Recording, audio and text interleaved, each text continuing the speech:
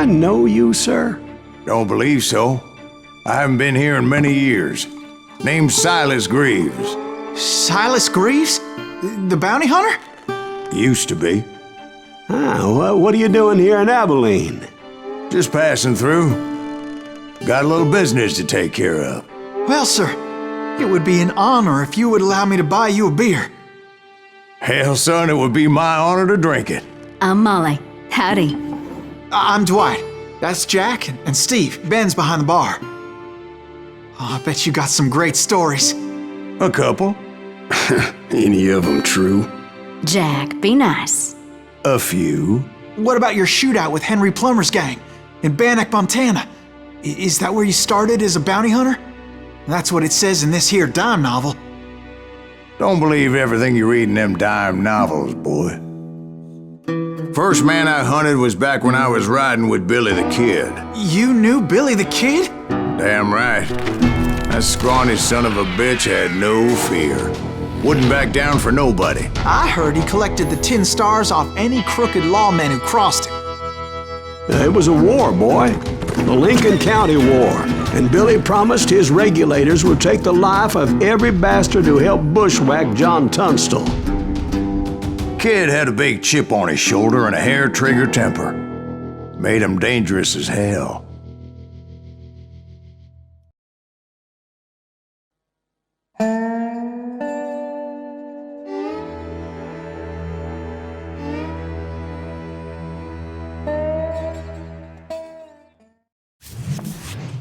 It was about 30 years ago.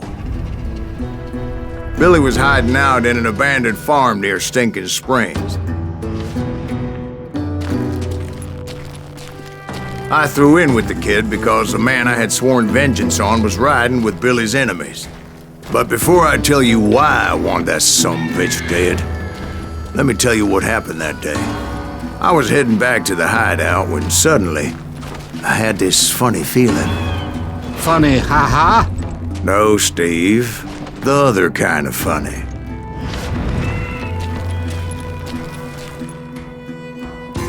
You heard, Pat. You need to stay here and keep an eye on the road. That's not fair. We're missing all the fun. I knew those two morons would never let me through. I had no choice. Who's that? Is he with us?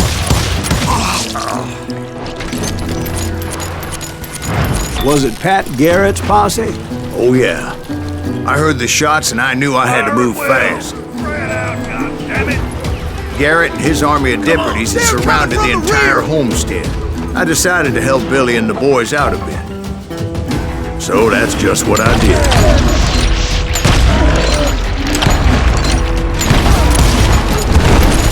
Hey, we have one behind us! As the governor of New Mexico was paying for the kid's apprehension, Garrett was able to hire every gun hand in Lincoln County. I'm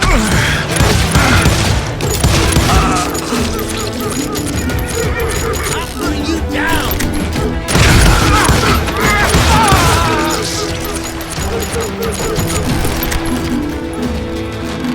I knew that going through that front door meant putting my butt in a shooting gallery, so I decided to get sneaky.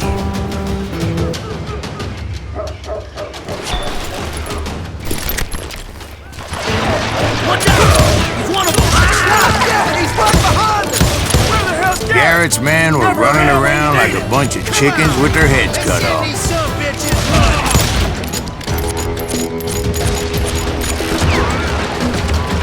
Leave him to me! Still, one of them reached the water tower. Not a bad idea. It would be a turkey shoot from up there.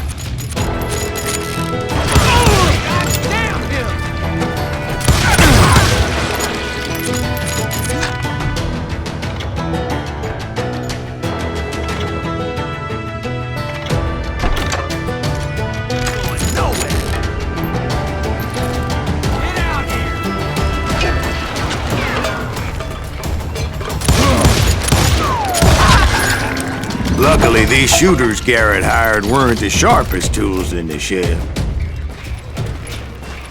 I'll flank him! A lot of them were saddle tramps or sod busters or drunken drifters looking to make a few bucks.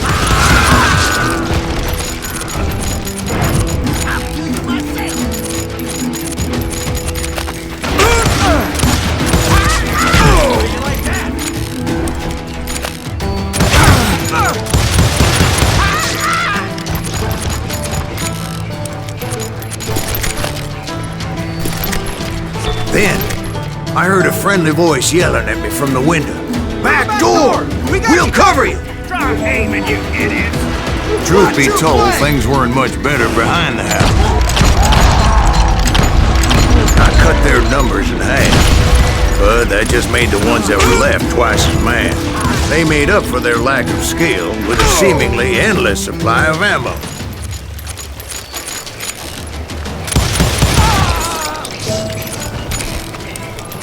It was a bit of a slog, but I finally fought my way around the back of the house. And like that, I was inside, none the worse for wear. I passed Dirty Dave, and upstairs I found Billy and Charlie Bowlby. Right in a trap. I'm done with you. How about that? Huh? You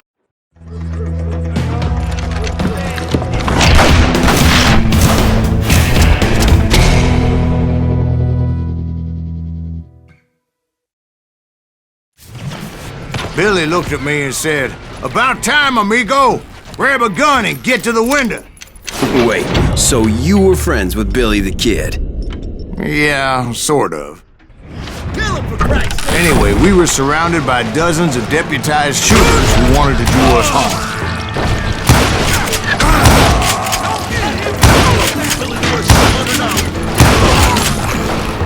I'm telling you, Garrett's men were dropping like flies, but they just kept on coming. I got one.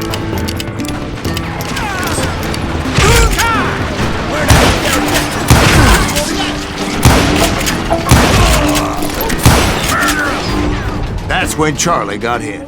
"They're catching us in a crossfire," shouted Billy. "Get to the other side!"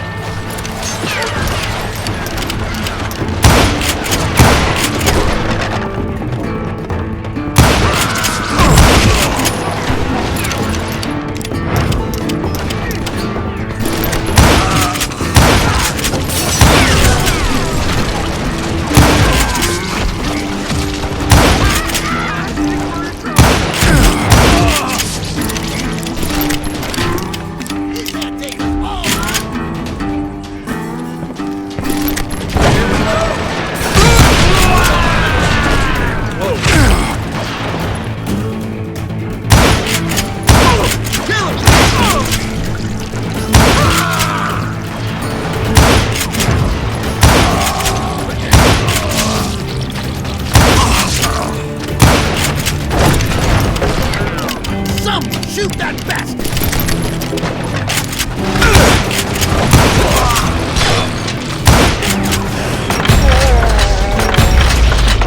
I don't know how many of those cocksuckers I personally put down, but it was pretty clear, even to Billy, that maybe discretion was the better part of valor.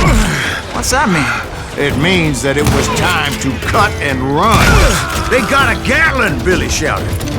"Get the horses and bring them round back. I'll draw their attention."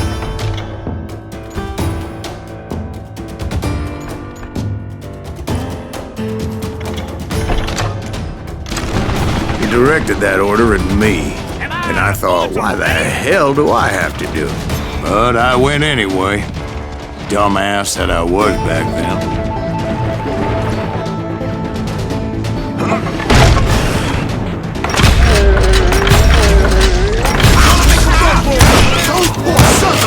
Many would have fled in my place. But I had that false sense of invincibility that many young men have. Like Jack here. What are you saying, old man?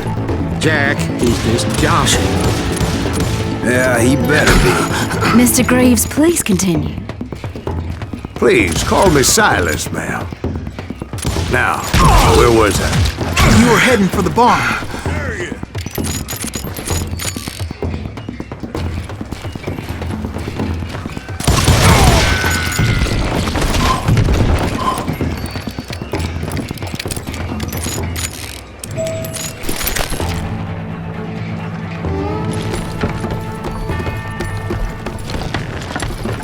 Gut you like a fish! Making my way past a passel of fallen foes. Sounds like Garrett hired a whole regiment of hired guns.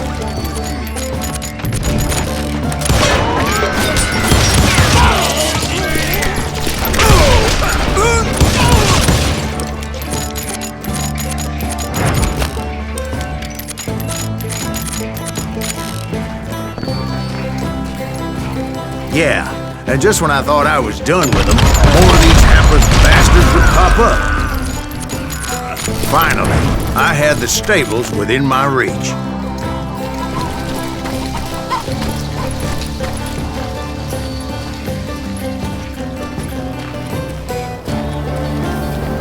And that's when I met Sheriff Pat Garrett.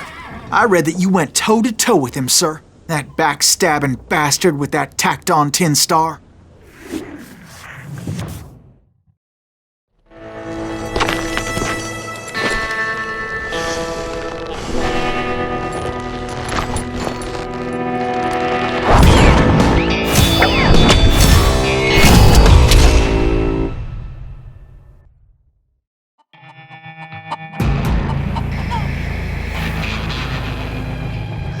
Challenged him to a showdown. You read that in a dime novel? It said he showed no fear as he took your measure with eyes like a rattlesnake.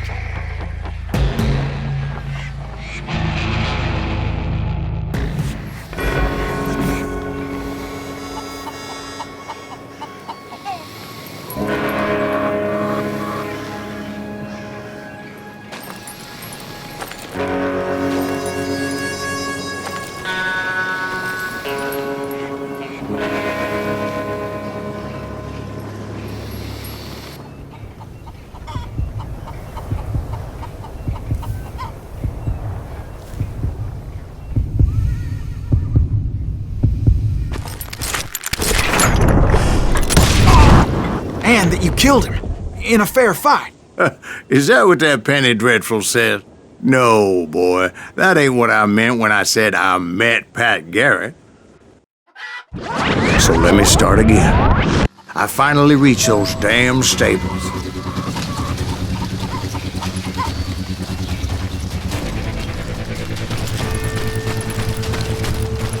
And stepped inside, and... Last thing I heard was Garrett's voice. That's not Billy. And go on, how did it end? And, boy, that was just the beginning.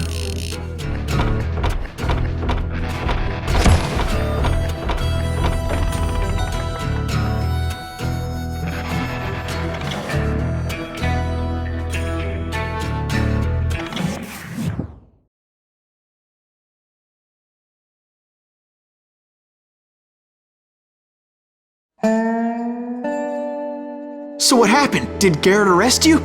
Yeah, after I came to, the bastard had clocked me with his Colt.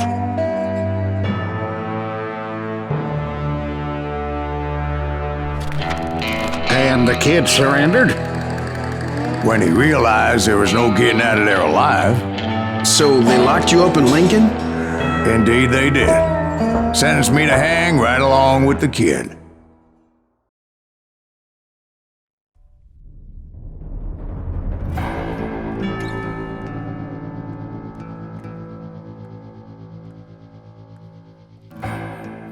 It's important to know that I was only riding with Billy so I could find the bastard I was after.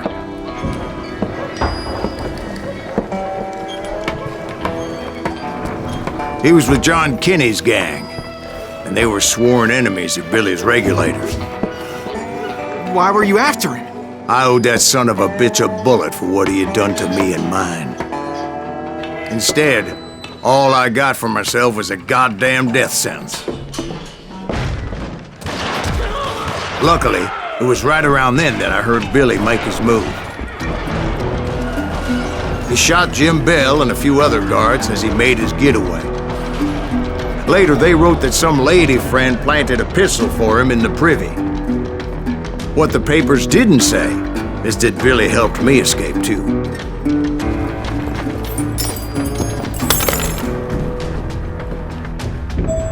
My first order of business was finding a firearm.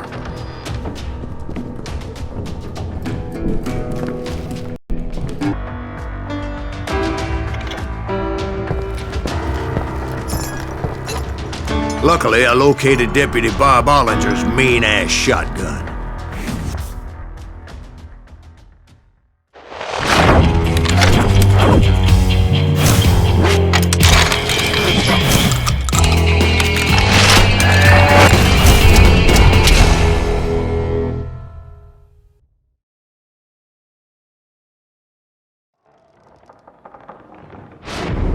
I saw Billy through the window, and he yelled that I should take to the rooftops to make my escape.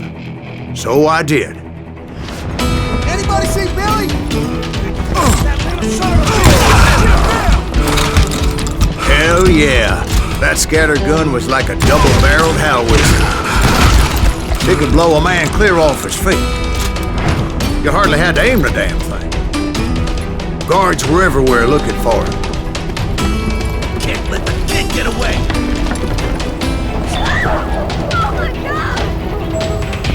Anybody see him? I had to jump from roof to roof like a damn alley cat. I followed the planks where I could. Some of that wood was slippery as hell. The whole town was up in arms. And suddenly, I was a fugitive.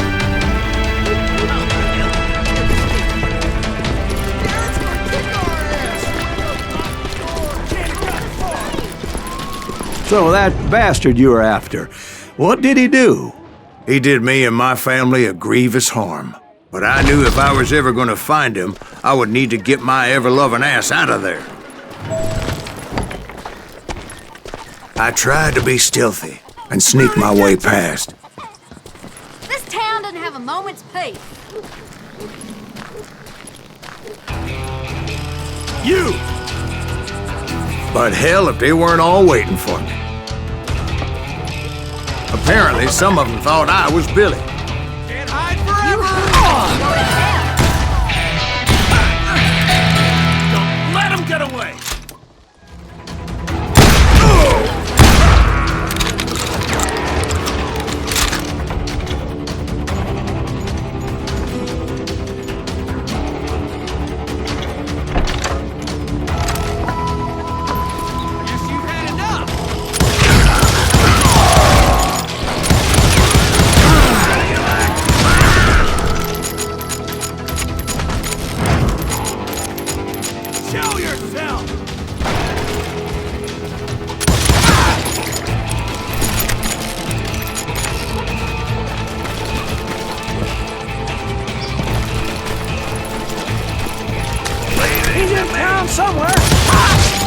See, me and the kid shared a certain similarity in build and coloring.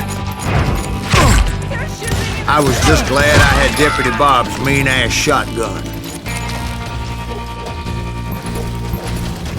I'll flank him! Shoot your headstone! There's children here. Hello! So much lead was whizzing by my head, it was like everyone in Lincoln wanted to put me in the ground. I knew I needed to find a horse. Though I never did have a great fondness for those four-legged grass-eaters. Smelly, sweaty, ungrateful beasts. They prize them too high, if you ask me. I'm here! God damn him!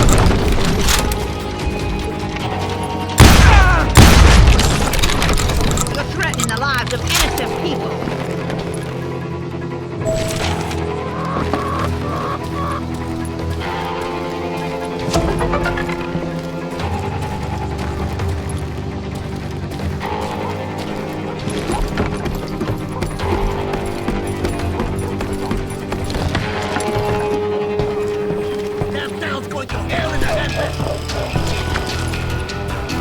But where was the kid while you were busy getting shot at? Gone. And that's when it occurred to me why Billy set me free.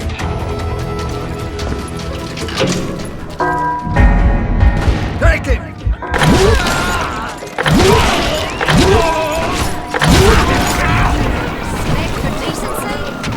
So I could be a hapless decoy and draw attention while he snuck out of town.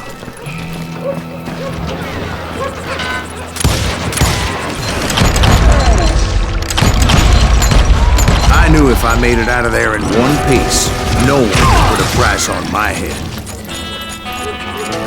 Because everybody in Lincoln would be dead?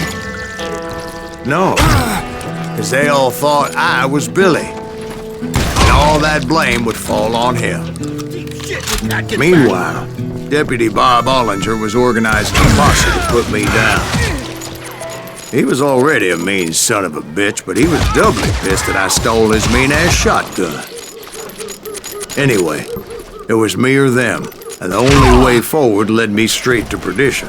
But the cards were dealt, and I had no choice but to play them.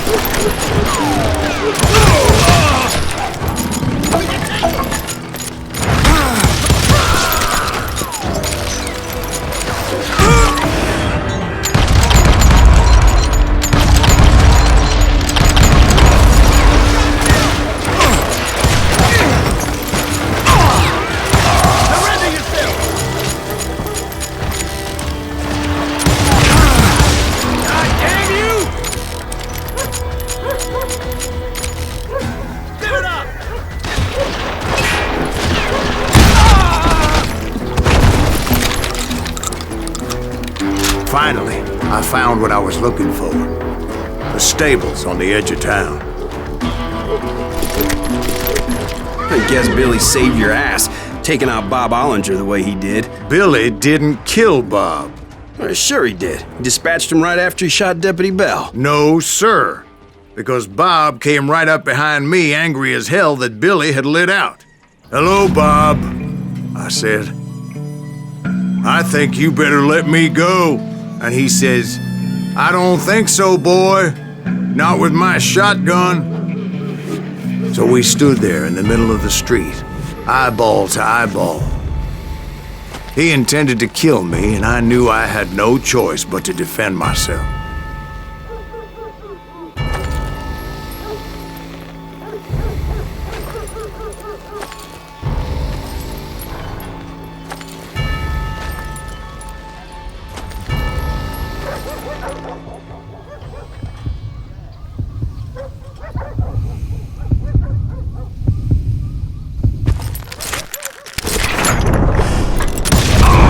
I killed him in a fair fight.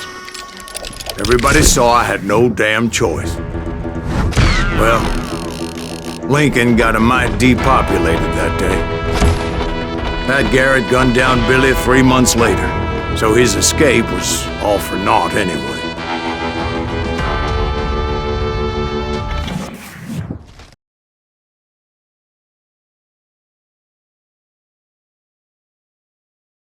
So where'd you go after Lincoln? Mexico. Until I realized nobody was looking for me. I ended up taking a job at the Rurales. The Mexican Rurales? I was hired to help them track down the cowboys.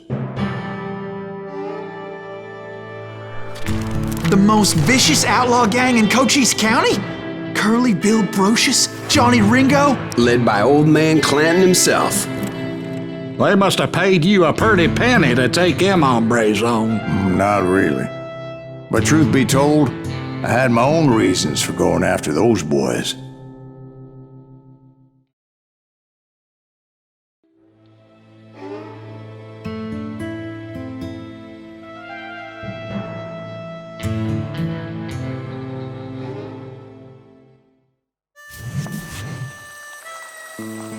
So was the bastard you were after now riding with the cowboys? Roscoe Bob Bryant was his name. Oh. But no, this time it was a different bastard I was after. The aforementioned Mr. Ringo. And yes, he was working for old man Clanton.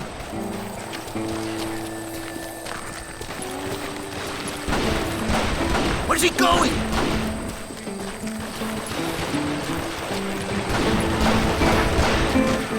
I came upon them robbing a stagecoach, which wasn't surprising, being they were such murderous thieves and bastards. The bandits wore red scarves, so I knew they worked for the old man. Over there! I did my best to help those poor passengers. How do you like that?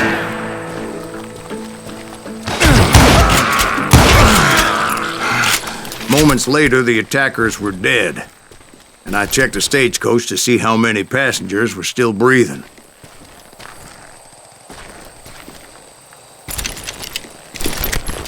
None. It was then I wondered if the rocks weren't hiding more bandits. Was that all of them?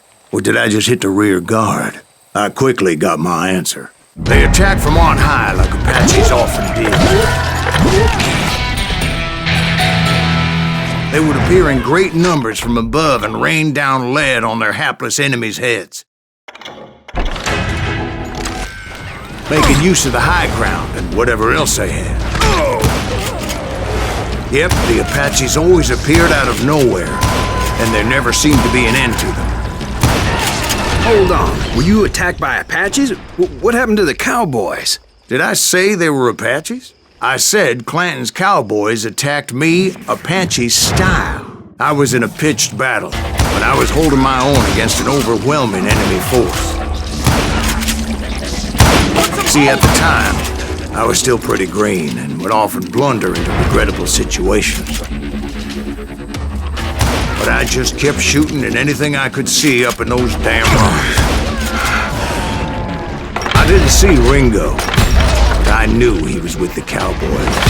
He and Roscoe Bob had done me a dreadful wrong, and I was determined to have my revenge.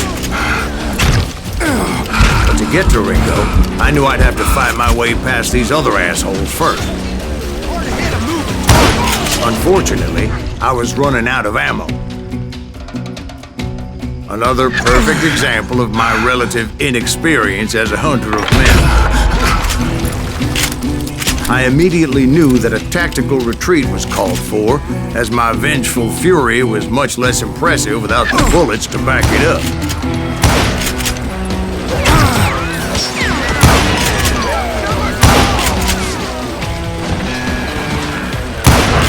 Finally, they managed to corner me. Trapped as I was, the odds of my survival seemed pretty slim.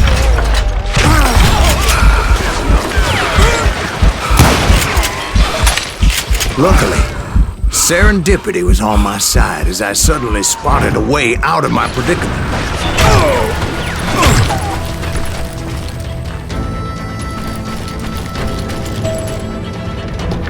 I ran ahead as if the devil himself was after me. Bullets were whizzing by my ears, but I wasn't about to roll over and die. I just kept running like there was no tomorrow. Because there wouldn't be. Clanton and his men caught up with me. As I was scurrying around those caves, I thought, what was I thinking? Going up against a gang like this?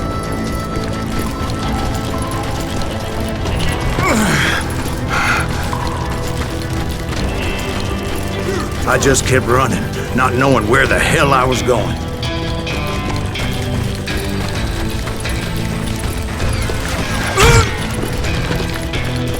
And that's when something miraculous happened. Like manna from heaven, I found the desiccated remains of what looked like an Apache warrior.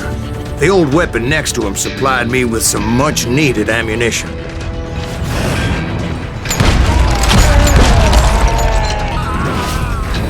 Bat Masterson once told me it was more important to be lucky than good, and he would know.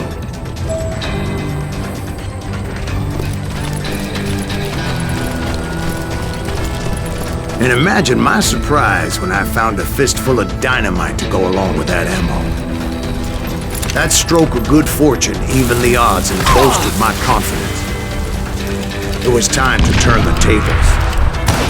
Time for the prey to become the predator. Time for the hunted to become the hunted. Time. All right, Jesus, we get it. They were right where you wanted them. That's right. I was done running. And the old man's boys were not expecting that. No, sir. I came at them like a wildcat. My fury knew no bounds. It was finally time for that old man to pay for his sins.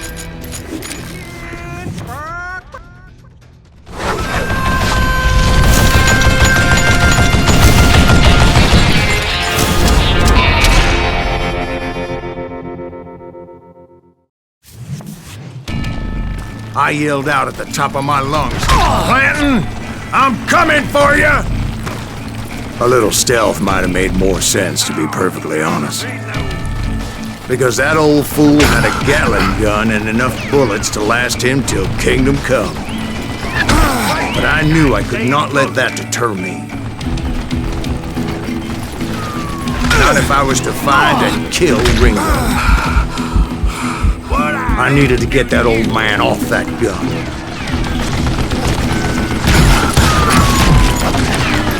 Damn, I gotta reload.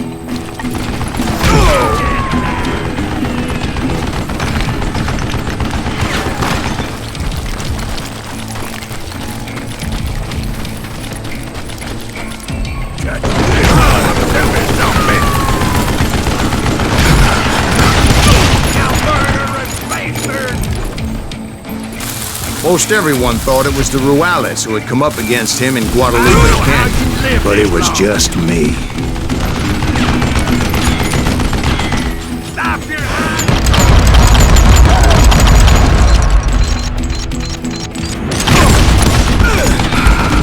Wait! Goddamn book!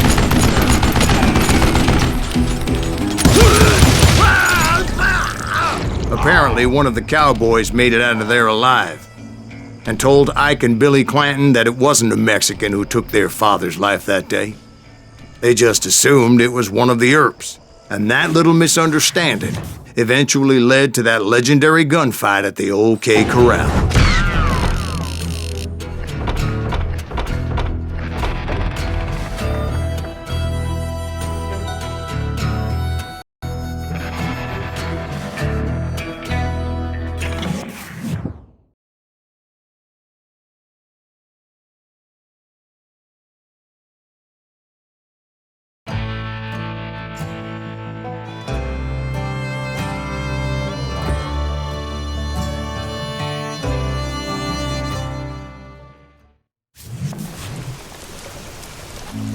A few weeks after that dust-up at the OK Corral, I was still after Johnny Ringo.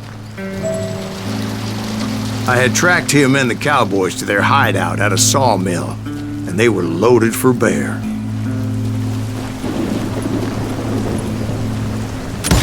So, what exactly did Johnny Ringo do to piss you off? Well, him and that other bastard.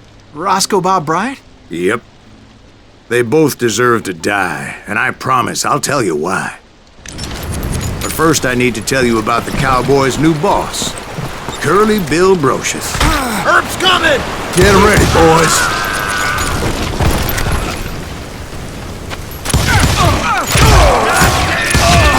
Curly Bill took charge of the cowboys upon the old man's demise, and after that gunfight at the OK Corral, the Clantons wanted revenge.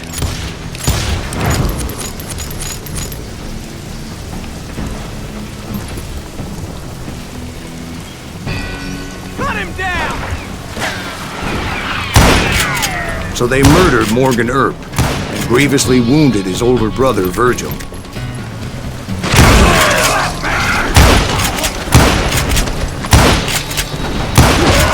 Wyatt and Doc went on what became known as the Vendetta Ride, hunting those outlaws down. So when I showed up, that's who they thought I was.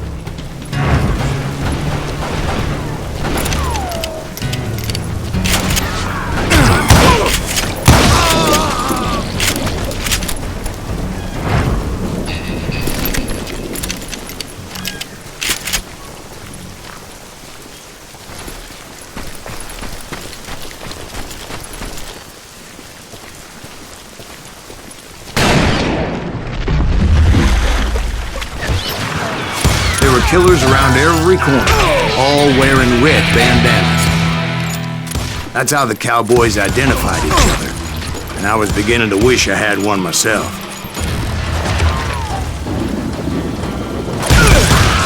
But I wasn't about to let Ringo walk away unscathed. And that's what drove me forward. They say that Ringo was infernally fast. I hardly saw anyone faster, boy. Certainly not Wyatt Earp. That man was all hat and no cap. Earp wasn't much of a match for him, but Doc Holliday might have taken him. That lunger should have kept his nose out of it. They never charged anyone for the murder of Morgan Earp. But everybody knew that Curly shot him in the back. That was common knowledge. Yeah, maybe so. But Ringo had nothing to do with it. He was just being loyal to a friend. Excuse me, sir. I have a question. What's that, Dwight? After old man Clanton died, why didn't his son take over the Cowboys? Because Ike Clanton was dumber than a box of rocks and a yellow belly to boot.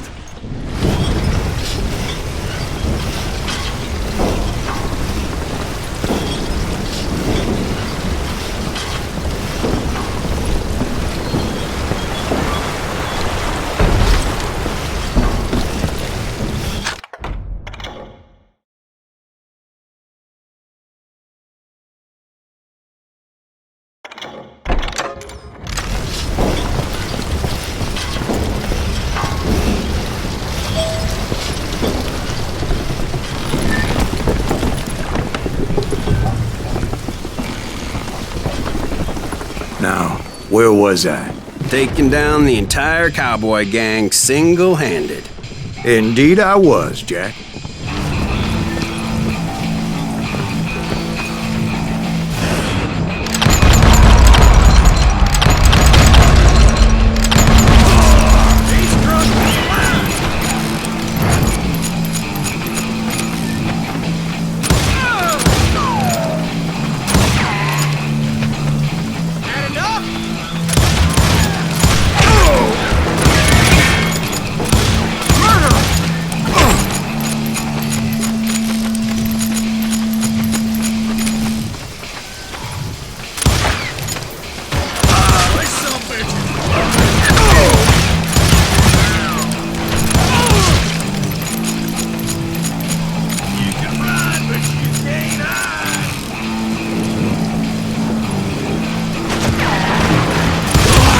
Though it wasn't easy, as those boys had good cover.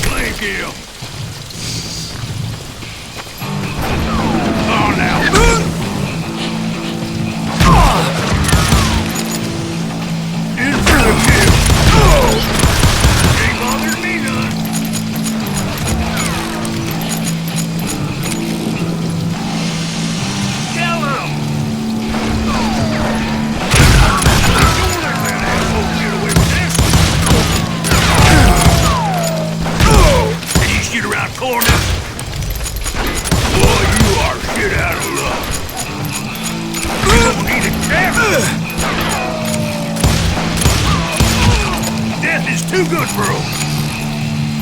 Come on, smoke that sumbitch. Dynamite! Ah!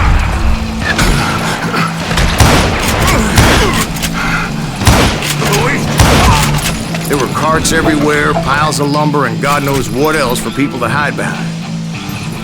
That really was one hell of a sawmill. Quite an impressive operation.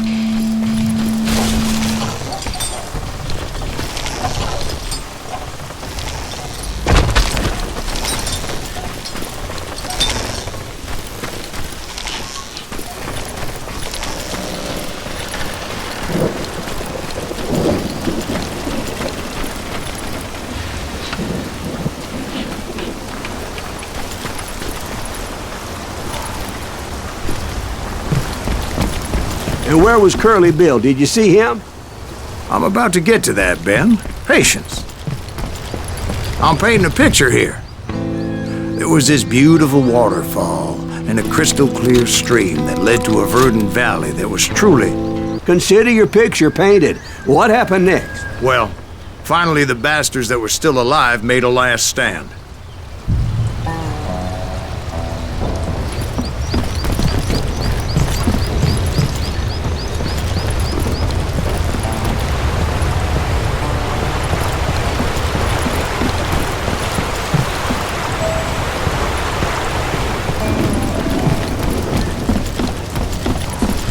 Curly Bill, Johnny Ringo, and his compadres took off into the lumber yard, and I followed after.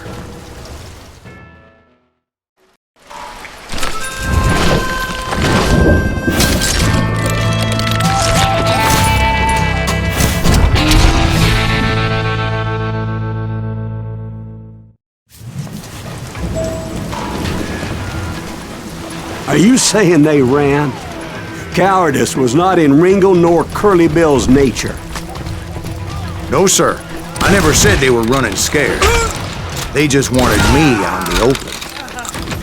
Time to dance with the devil! You send you to kill me? Got a lot of sand showing up here all by your lonesome. That some bitch still sleeping.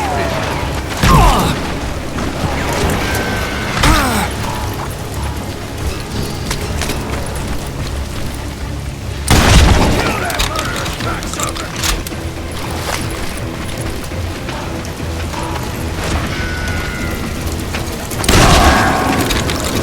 Hiding like a scared little puppy. Kill you like I killed Morgan.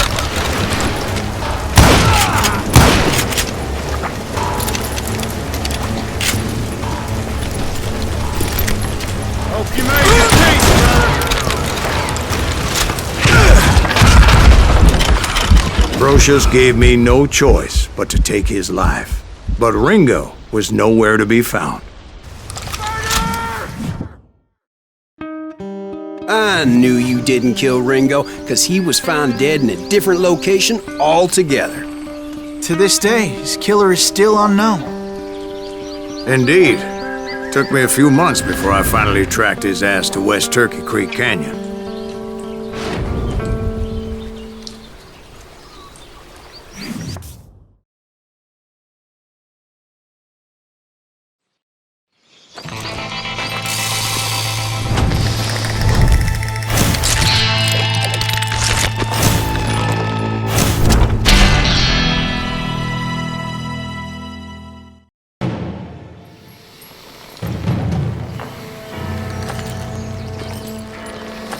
That's incredible, sir. I always thought that Doc Holliday was the one that killed him.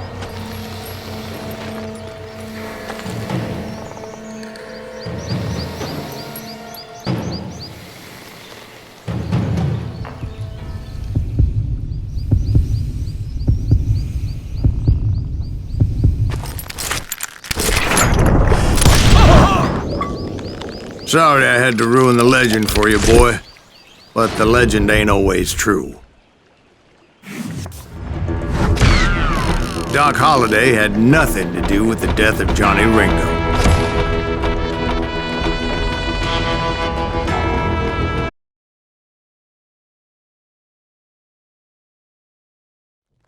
I was paid a healthy bounty for Ringo and Curly Bill, and realized there was real money to be made. That's why I went after Henry Plummer.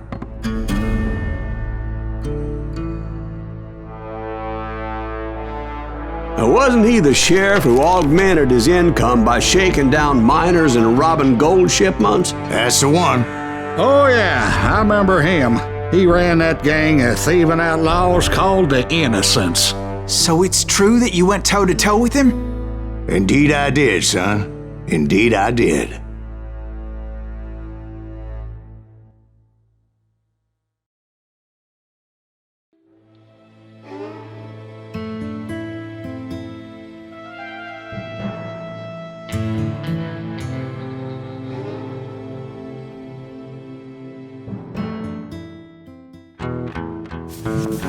I knew I needed resources if I was going to track down Roscoe Bob Bryant, and hunting Plummer looked like a good way to get rich quick.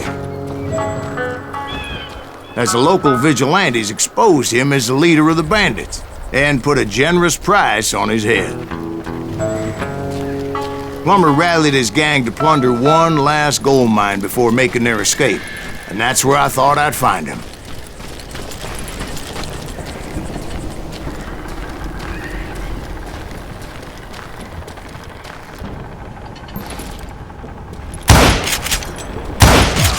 As my late father pointed out to me more than once, God made men, but Samuel Colt made them equal.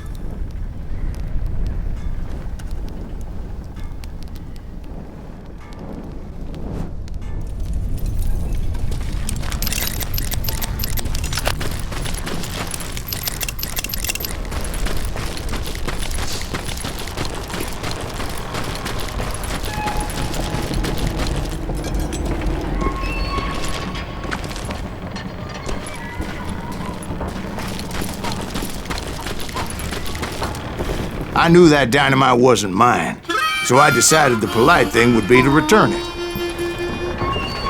It was the biggest gold rush since Sutter's Mill in '48. Unfortunately, prospectors weren't the only ones drawn to those riches.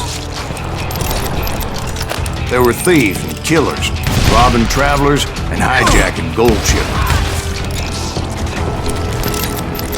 Like those that ran with Plummer. Some were just regular folks I knew from town, drawn by greed and easy pickings. Charlie Crow, the blacksmith.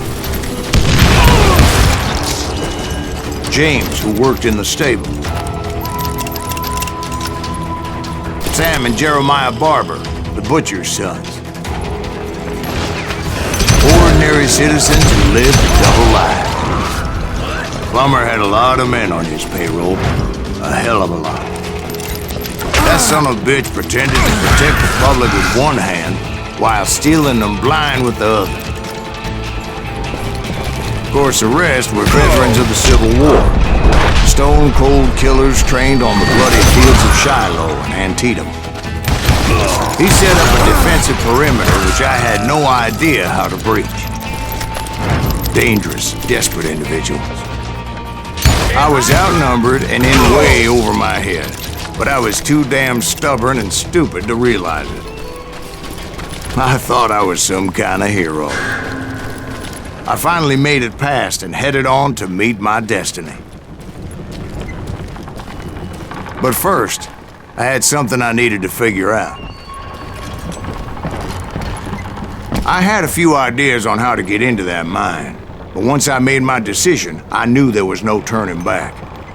So my first thought was to enter the nearest mine portal. I saw an entrance. Made sense.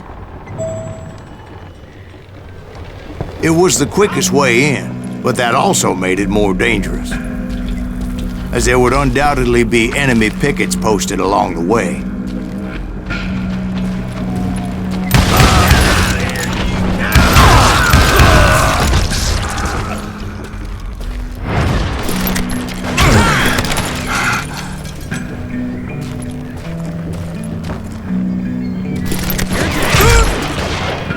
Besides, once you enter a mine like that, it's easy to get all turned around.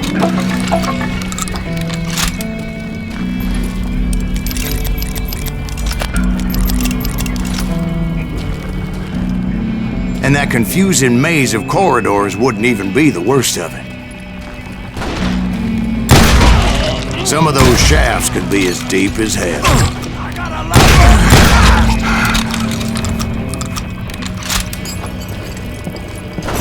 I'm ending you.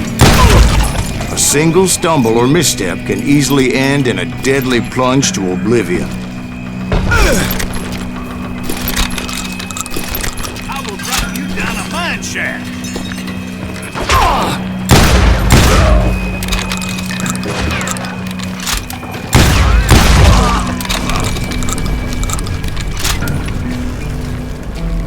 Quick reflexes often make up for a lack of common sense. Luckily, I was never one to be easily bushwhacked. I would just need to be careful not to blow myself to kingdom come.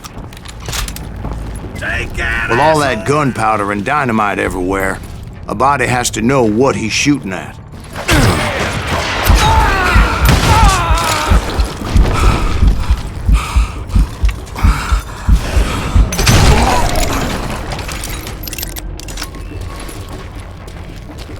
One wrong bullet could have turned that mine into a dad-blasted tube.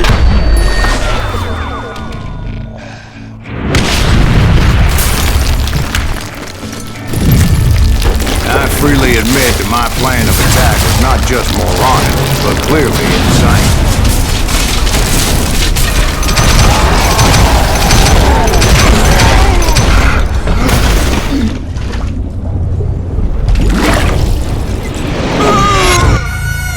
It's a good thing that I abandoned that ridiculous plan before I even tried it. Instead, I spotted a ladder, a way into the mine from the opposite side.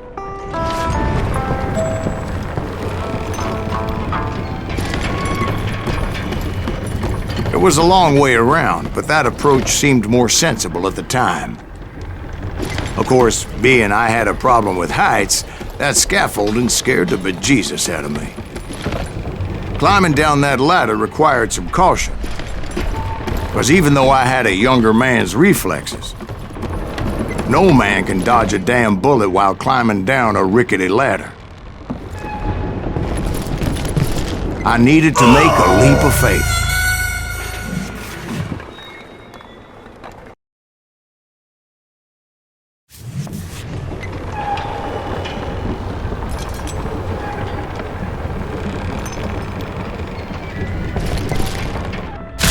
I was determined not to give up, however.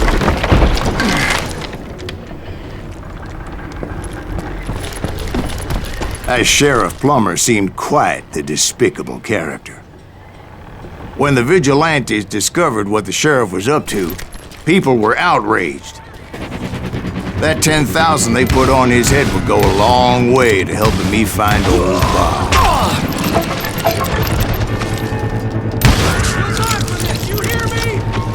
And I had made it my mission to settle that score come hell or high water.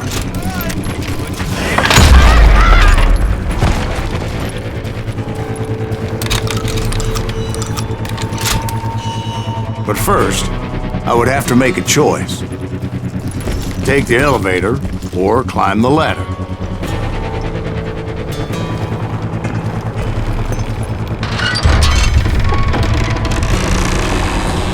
I picked the more convenient and more dangerous route.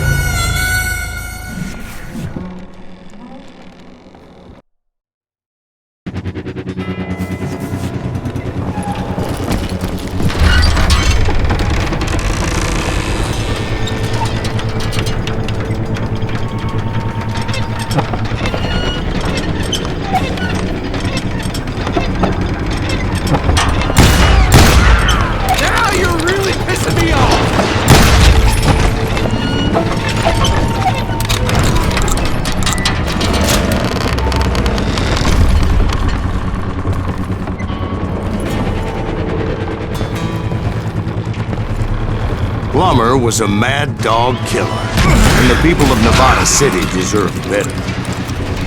Nevada City? Well, I thought Plummer met his maker in Bannock, Montana. Right, well, he was the sheriff of both places at one time or another, but that's neither here nor there.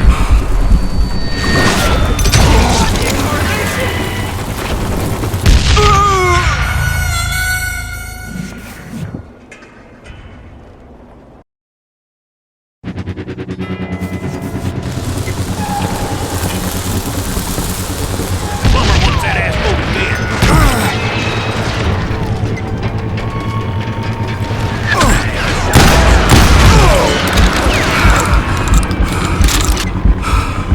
I do not.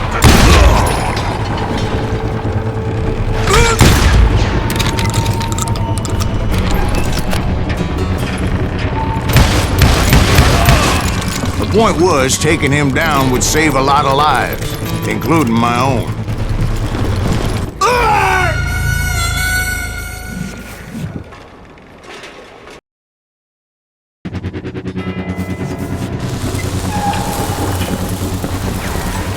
You can't beat the innocents.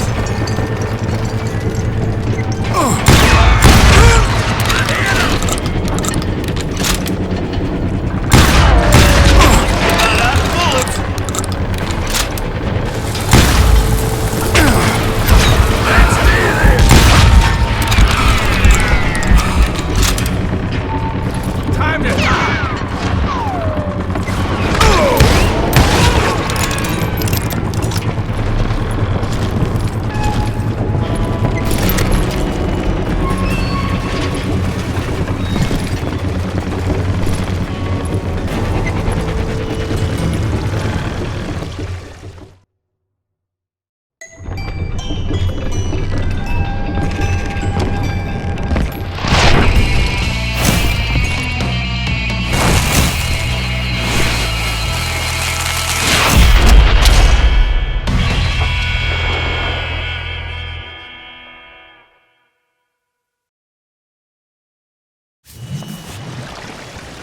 They're gonna bury you! A million pieces! Just getting worse and worse for you, ain't it?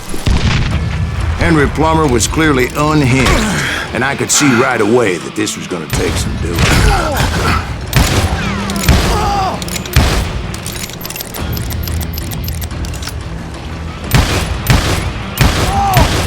No blood money for you today! Catch this, you son of a bitch! Why not just give up and die?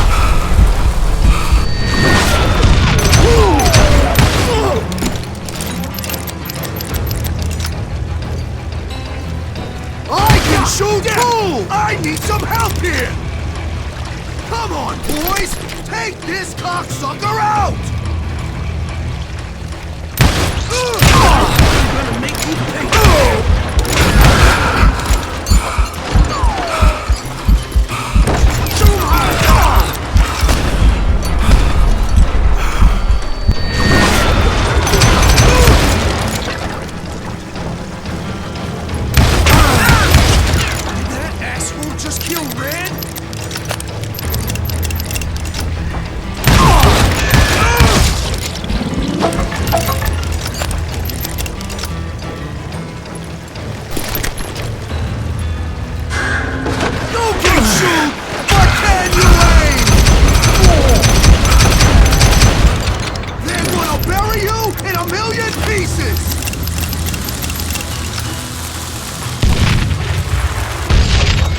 I'm going full medieval on your ass!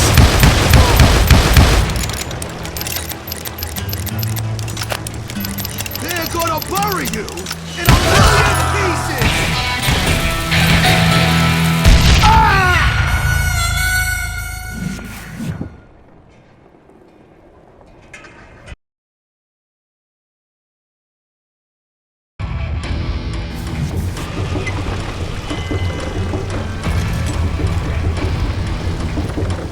They're gonna need a dustpan to pick you up! I can shoot too! They're gonna bury you in a million pieces!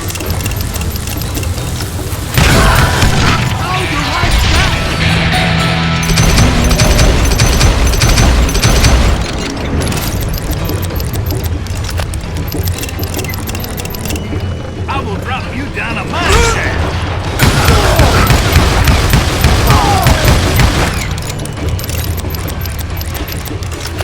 They're gonna bury you in a million pieces! You ain't beating me. So that's how Henry Plummer died. Him and his crew were worth their weight in gold. And now, I was officially a bounty hunter.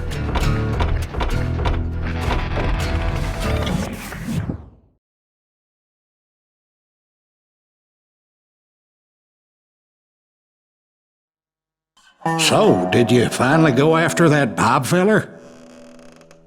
Well, I heard word he was in Kansas with John Wesley Hardin. So that's where I went. Where in Kansas? Abilene. Why do you ask, Ben? No reason. Was Hardin as fast as Ringo? Ringo was fast, but John Wesley was as fast as the devil himself.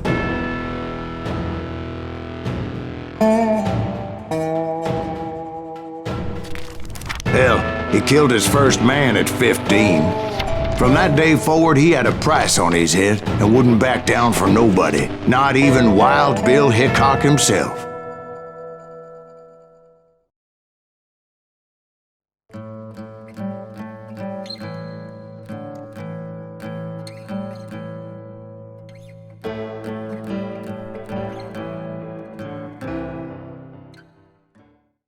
I dodged death many a time, and that night in Abilene was no different.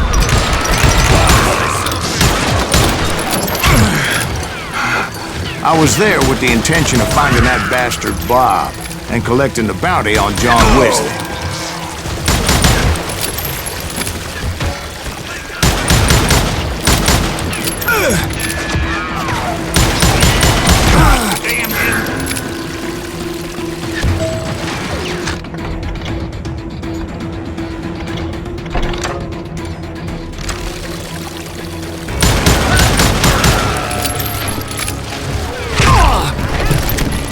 I thought the Texas Rangers got hard.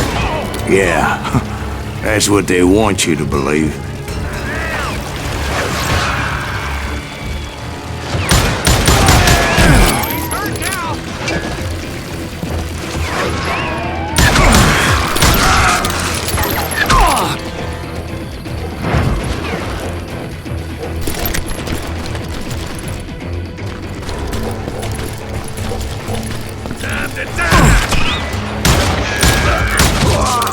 It was cold'n a witch's tit in a brass bra that night as I fought my way past his loyal compadres to the very same saloon we're sitting in today.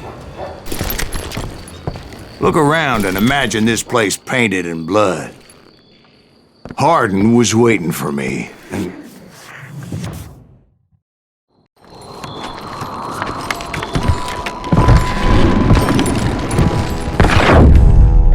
wait, I'm jumping the gun here.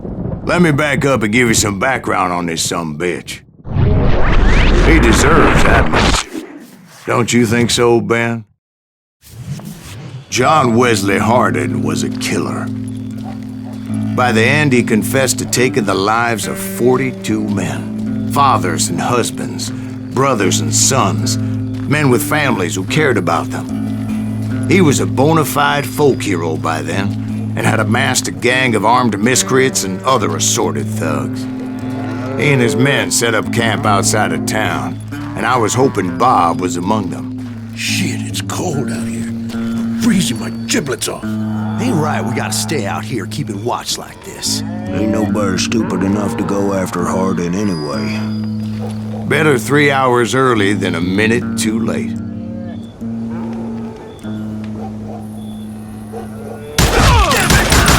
Son of a bitch! They didn't ask why I was there. They knew. Most of them were wanted as well. I figured Hardin was here somewhere, but to get to him, I'd have to get past his gun hands. I had to spill a lot of blood to find out Hardin wasn't in that camp. He was carousing in town with his closest friends. Hardin's boys apparently didn't want me to reach the Bull's Head. Some were hightailing it into town to inform their jefe of my unwelcomed presence.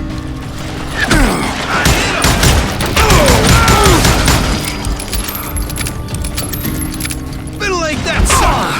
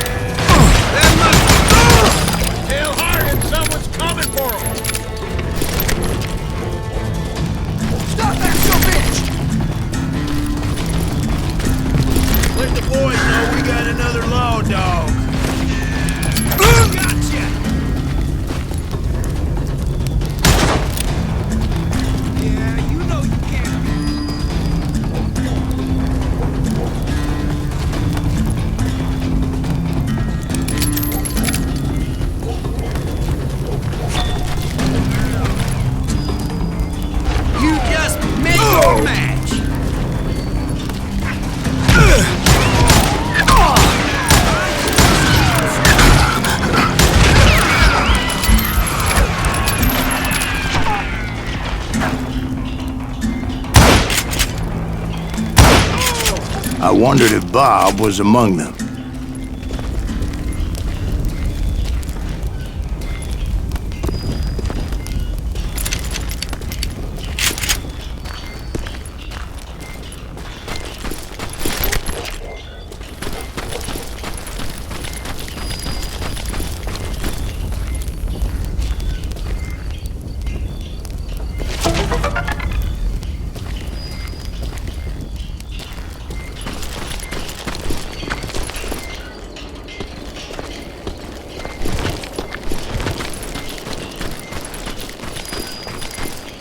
And I steeled myself for the fight ahead. For as good as I was, deep down I wondered if John Wesley wasn't just a little bit better.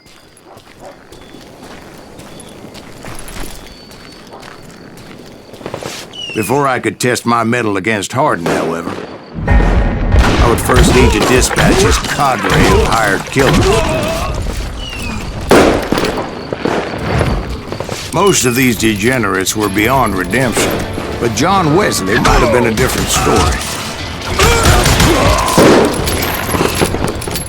I didn't learn until later that that night was in fact his birthday celebration.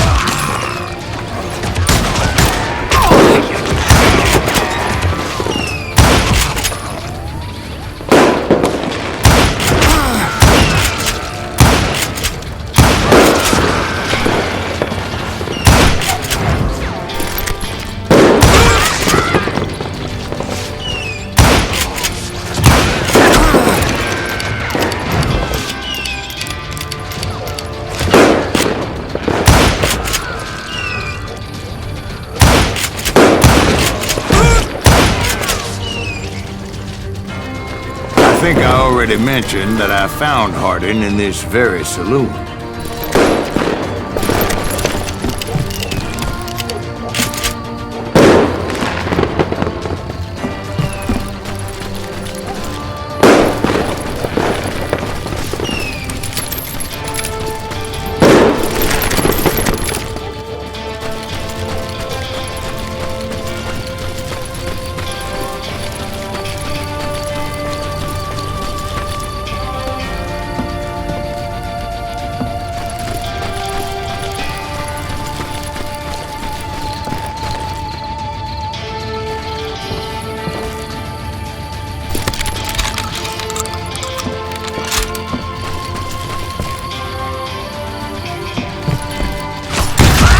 Suffice it to say, nobody there was happy to see me.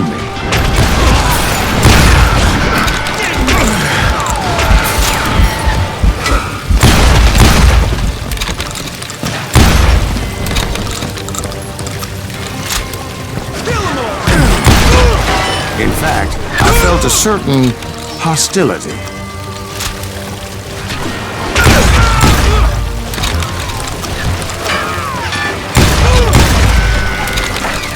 Just kill Red?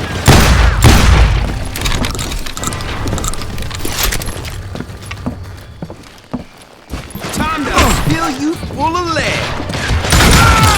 I was disappointed that neither Bob nor John Wesley were among the dead. But that was short-lived, as a moment later I was facing down the fastest gun in the West.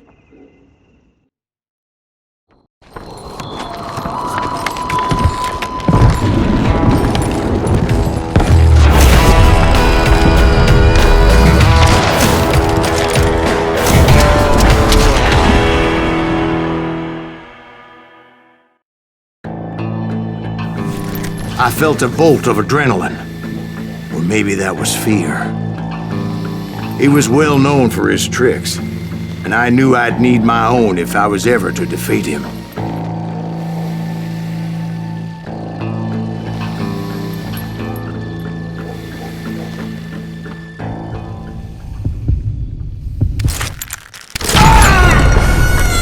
No, wait!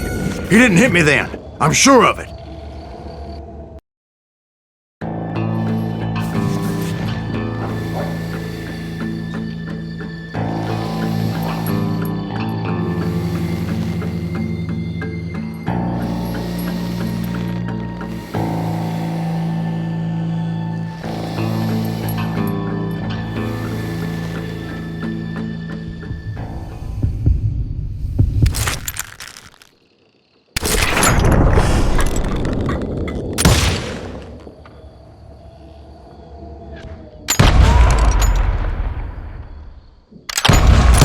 That man was faster than greased lightning.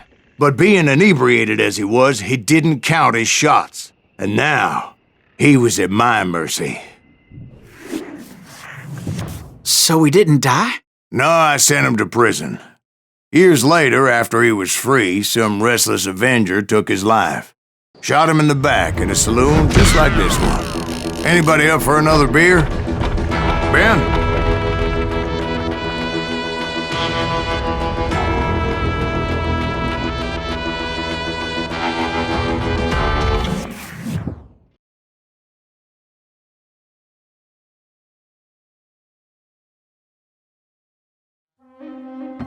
Thank you, darling. Yeah, some say revenge is a dish best served cold.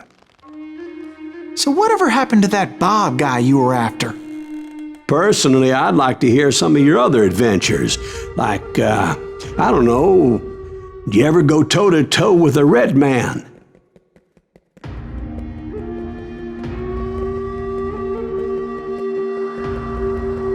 Yes, I did, Ben. I remember once I was after this renegade Apache, Grey Wolf. Strangely enough, revenge was also his primary motivation.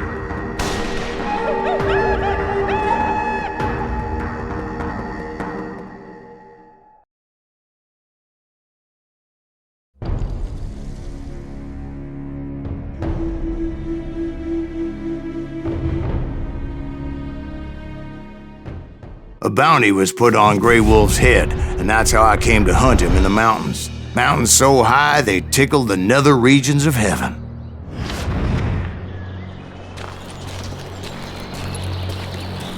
Grey Wolf was a Chiricahua Apache medicine man who had led a war party in revenge for a massacre against his people. The U.S. Army had attacked his tribe during his daughter's sacred sunrise ceremony, and the slaughter was unspeakable. I understood his anger, as there's nothing more traumatic than seeing those you love die in a cruel and painful death. Right from the beginning, I couldn't shake the feeling that Grey Wolf was watching my every move.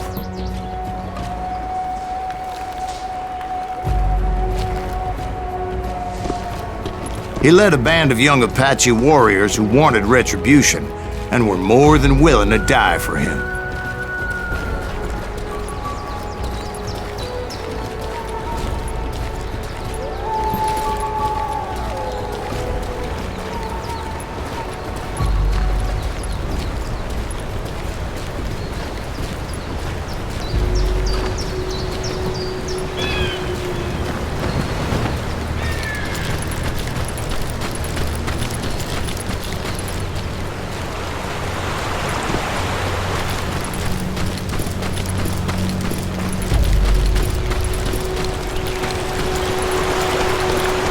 They saw me before I saw them.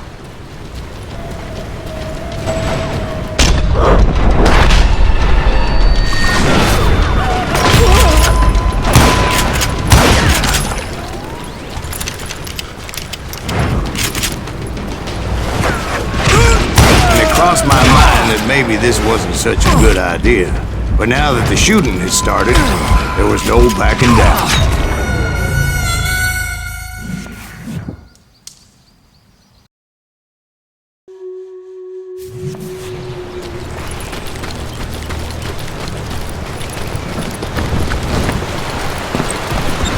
They saw me before I saw them.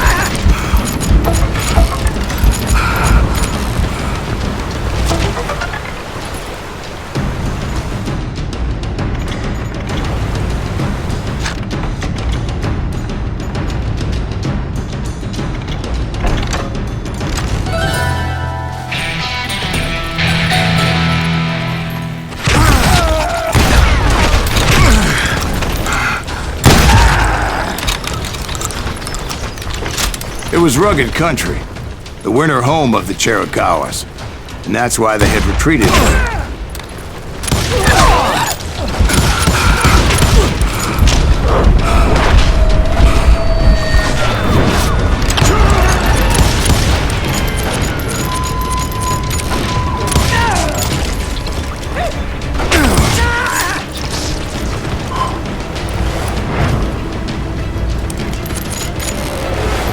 I admit to having some regrets about going after them the way I did.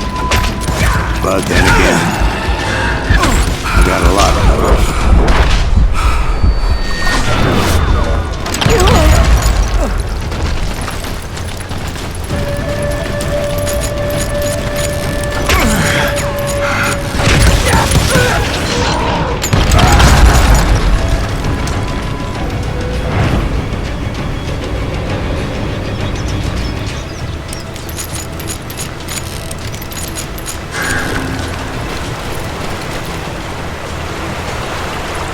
Did you find Grey Wolf? Not at that moment, but I did find the entrance to their hideout.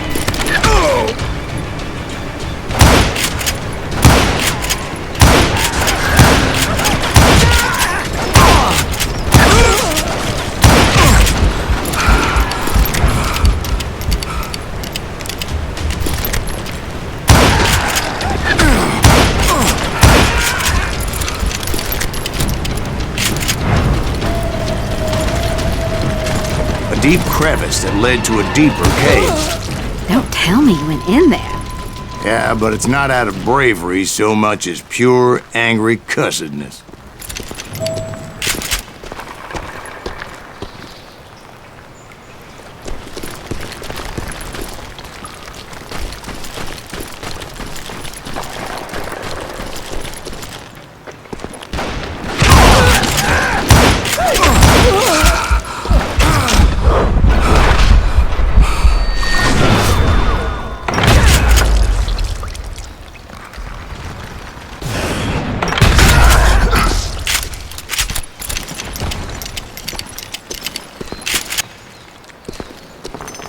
See, back then, I had a stubborn streak a mile wide, and I wasn't about to back down.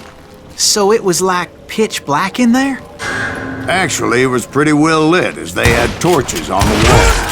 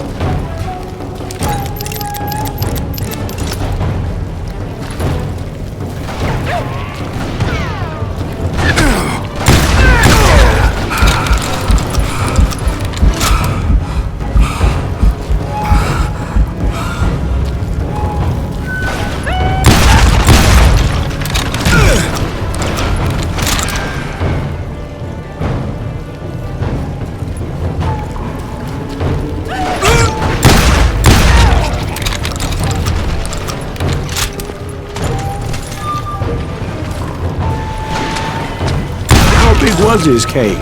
Big as hell, Ben. Chiricahua had hid out there during the Indian War.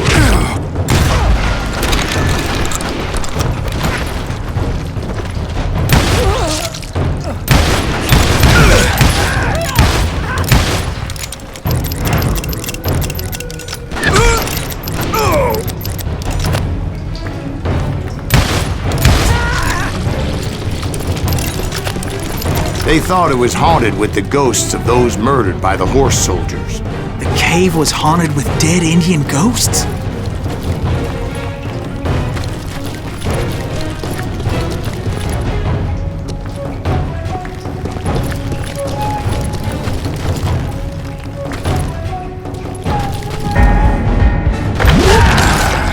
To be honest, I was more concerned with the live ones than the dead ones.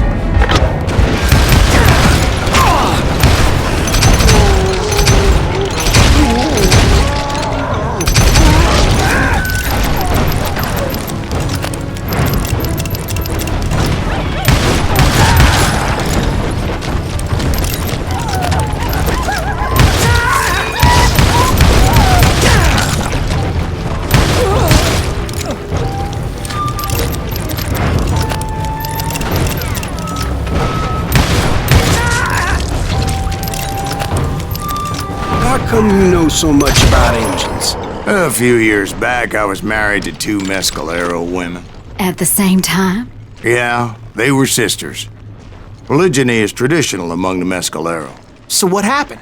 Oh, I had to get out of there. Those girls never shut up. Both of them nagging at me all the time. Drove me half crazy. Haven't seen them since. No, I mean, what happened with Grey Wolf? Oh, well, I pursued him into the Cave of Death.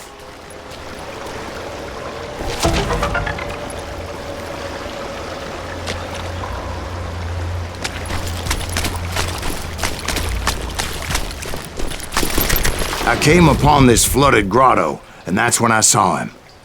He came to me unarmed and unafraid. His voice echoed in the shadows, and I sensed he meant me no harm. You carry great darkness in your heart, and if you do not release it, it will claim your soul. The sound of his voice put some kind of ancient Indian spell on me. As his story unfolded in my mind. You will come to this place again and kill many more men, and the darkness will grow until it consumes everything that you are. The soul would have no rainbow if the eye had no tears. He said I was a great warrior, a coyote man, unequaled by any other pale-faced warrior, or something like that. The snakes will bite shadows of your past until a venom poisons your heart, and an echo of the song of the dead summons the spirits deep from within the mountains. I didn't quite get what he was saying, but there was definitely snakes. And indeed, his warriors surrounded me and attacked me like hungry wolverines. They couldn't stop me, though, and Grey Wolf wasn't in the mood for idle talk.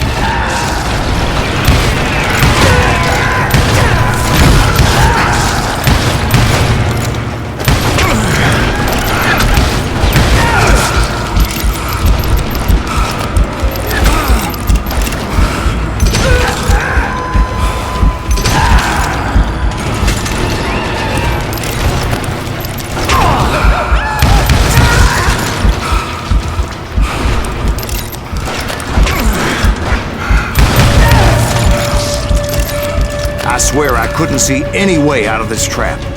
But suddenly, one just appeared. Kinda like a miracle.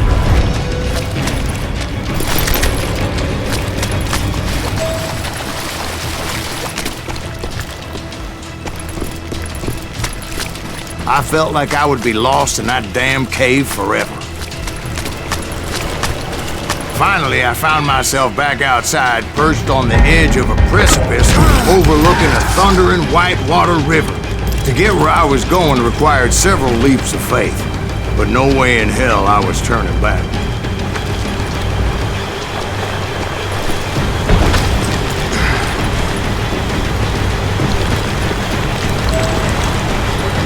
I chased after him, determined to make him explain the meaning of all that mumbo-jumbo. Mumbo-jumbo's right. Are you making this all up as you go? A few details may be fuzzy, brother, but I am relating exactly what happened to me. There were dozens of Apache warriors aiming at me from on high. Dozens? Well, maybe not dozens, but there was a lot of them. At least 3 or 4. Well, more than that, little lady.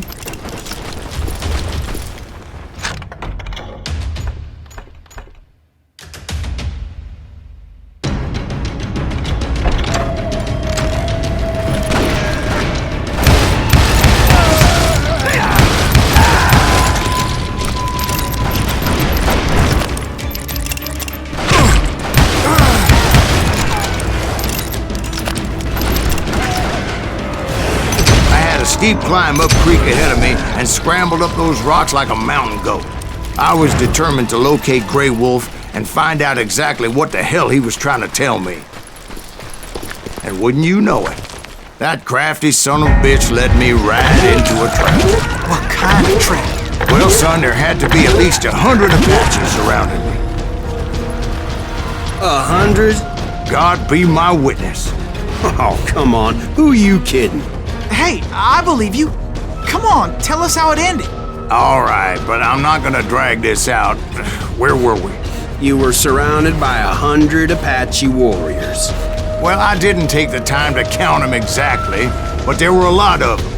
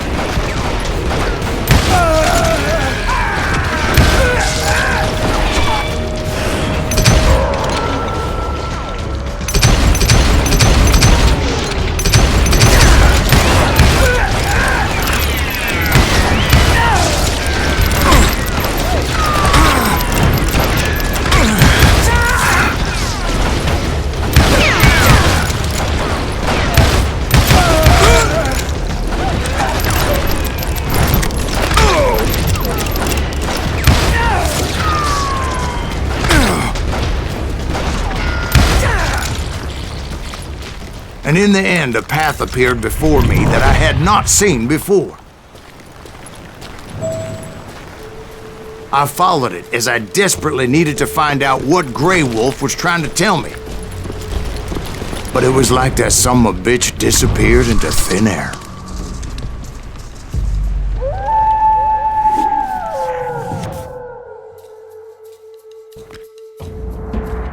Never did find him.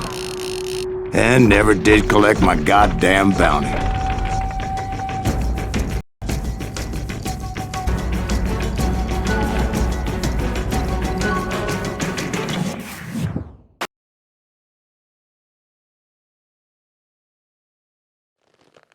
Thank you, darling.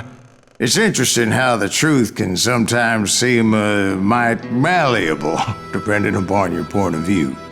Like how those dime novels make you out to be something you're not? Jack, don't be starting trouble. No, he's right. They do tend to exaggerate. Did they exaggerate your part in taking down the Daltons? Well, I was there in the flesh, boy, so I saw what happened firsthand.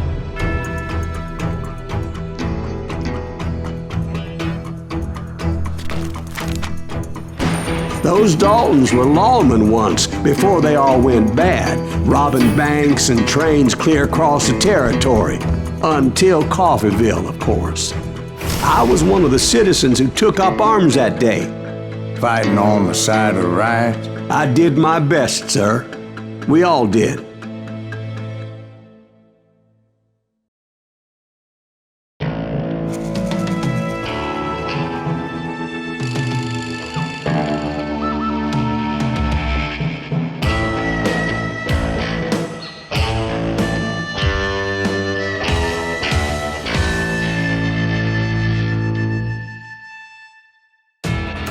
It was early morning. One of my friends was a local gunsmith, and he handed out firearms to anybody who'd take one. You see, the Daltons got it in their heads to rob 2 banks at the same time. 2 banks on the same damn street.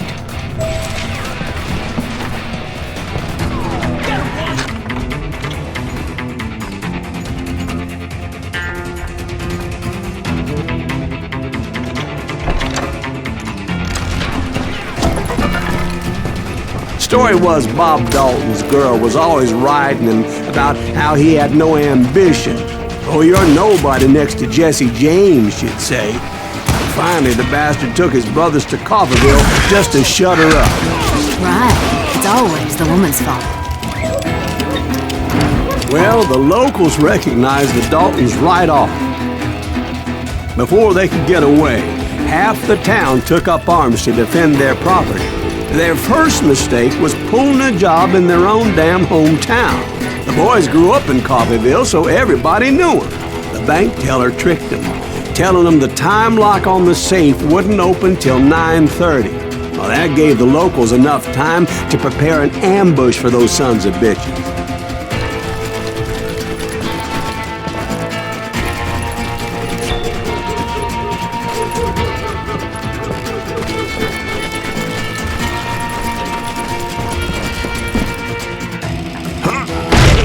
Got his ears. Put some holes in him!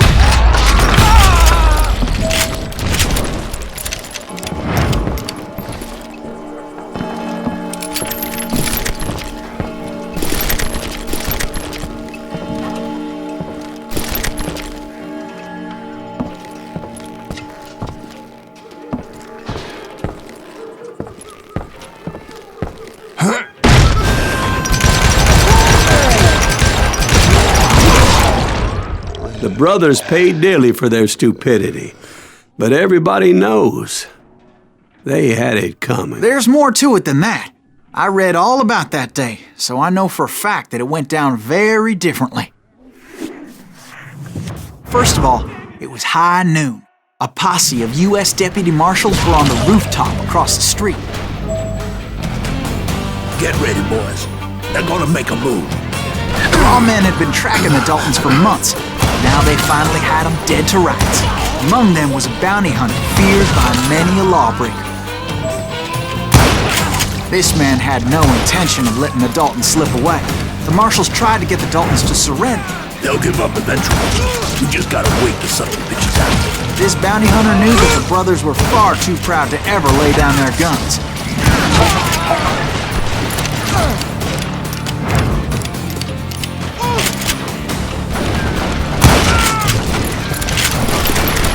He went in there alone to confront those criminals. One of the marshals shouted, "Where are you going? Are you crazy?" Hey, where do you think you're going, dumbass? That rifle's mine. But he paid him no mind. He saw a way to get around to the back of the bank. Then he figured out how to hit the Daltons from a direction they weren't expecting.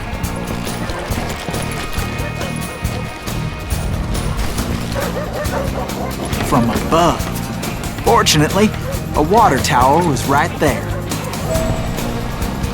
A moment later, he was climbing up a steep ladder, laughing at danger as he did.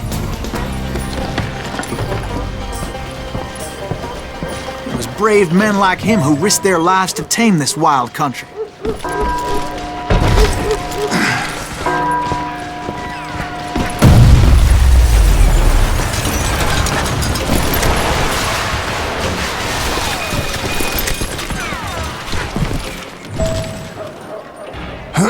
We've got company!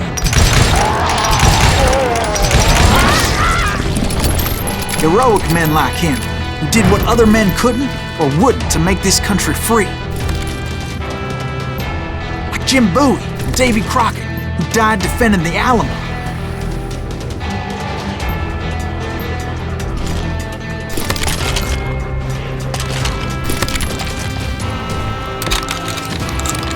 Is that Silas Greaves?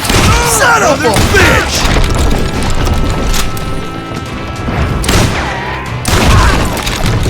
Yeah, you know you can't beat me.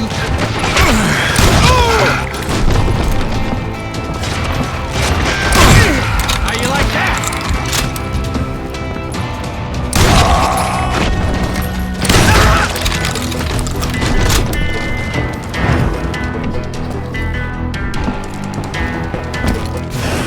Over there!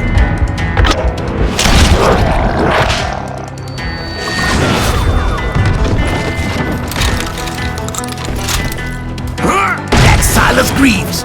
What the hell? Blam! He came away victorious, taking down those thieving Daltons.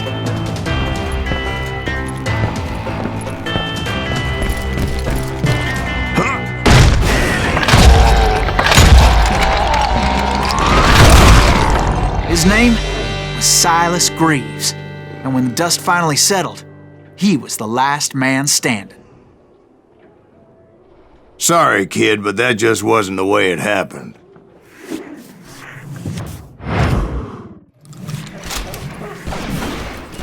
It was early evening, not high noon.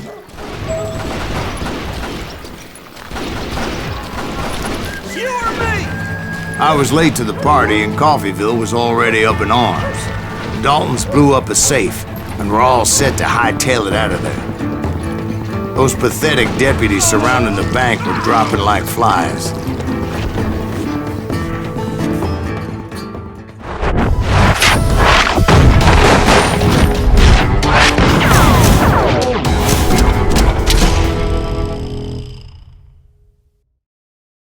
I had been tracking those jokers for months, waiting for them to do something reckless.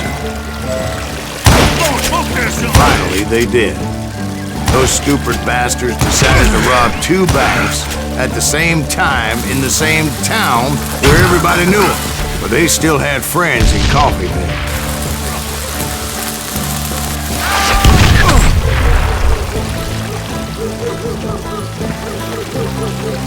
You shoot around corners. See, how's it coming? Shoot, I dare you.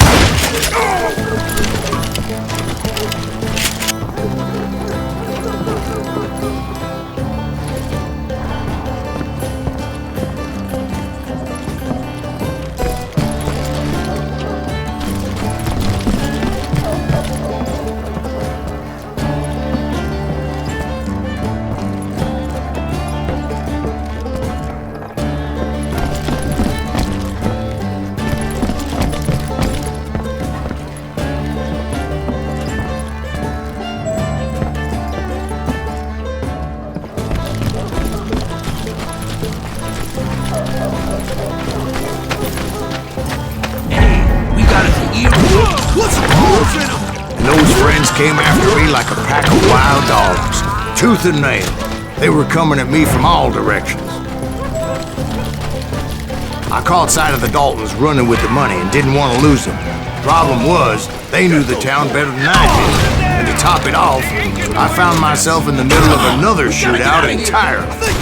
Did the Daltons hold up in somebody's house? No, it was the Smiths, I believe. They were cousins of the Daltons.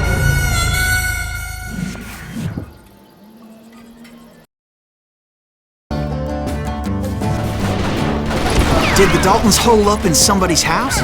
No, it was the Smiths, I believe. They were cousins of the Daltons. And they were shooting at the Browns, who were shooting at the Daltons. Which wasn't any surprise, because those two families have been feuding forever. And since the Joneses are related to the Browns, they shot at the Smiths, pissing off the Heimhoffers, whose daughter recently married a Smith. Well, bullets were flying every which way as all the old feuds in Kansas caught fire all at once.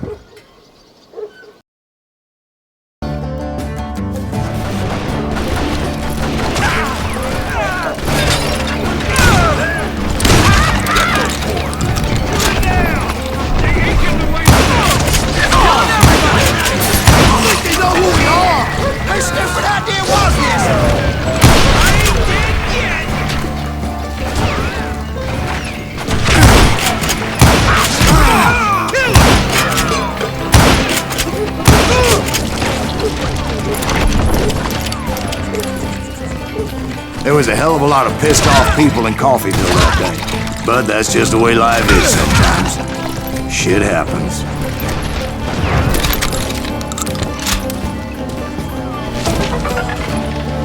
Come out from behind there!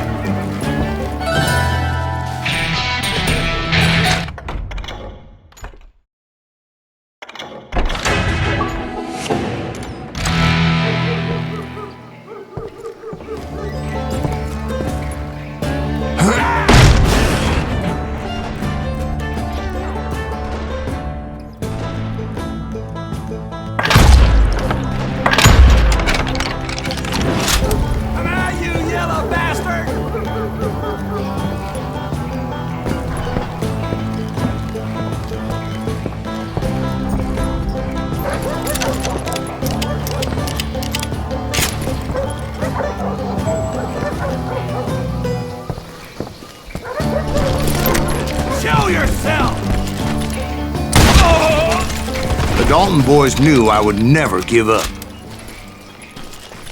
Those Daltons weren't the sharpest knives in the drawer, but they always stood together. They set a trap to slow me down and allow at least two of them to escape. The third brother stayed behind to plant me, just in case that trap of theirs didn't work. It was Emmett, the youngest, and he decided to stand his ground and face me down. I ain't afraid of you, Silas Greaves. This is where it ends for you. He was determined to protect his brothers. And I understood how he felt. Taking me on all by his lonesome wasn't exactly a recipe for a long life.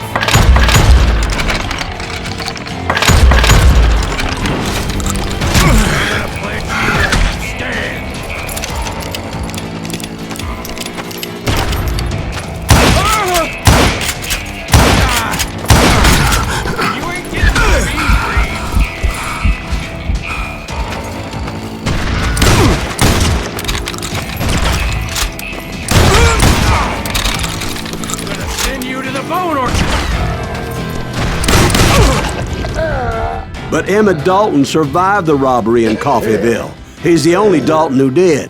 They say he was shot 23 times. Well, Dwight, who do you think put all those damn holes in him?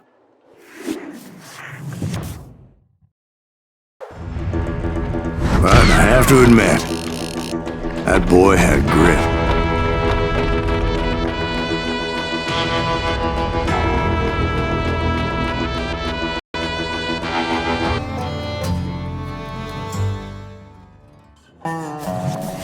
We'll get those suckers! It took me a couple of days to track the Daltons down.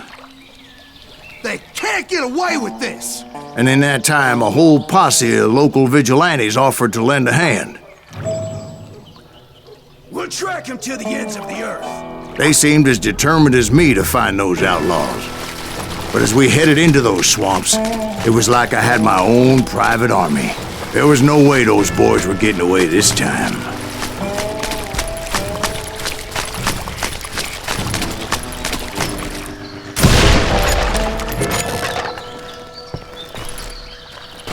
It was early fall, right? Beautiful time of year. At least you had the weather on your side. Not by my recollection. It was damp and foggy as hell.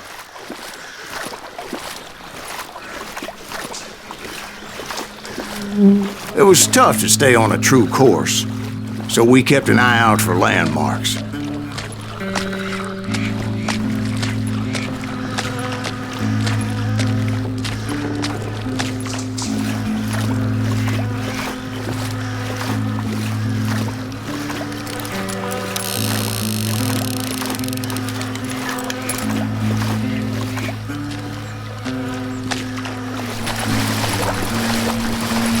It was autumn. The maple trees were in full color, red as blood.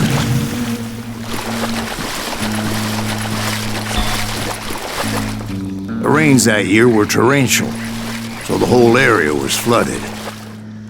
The vigilantes had spread out wide, and pretty soon I couldn't see anybody.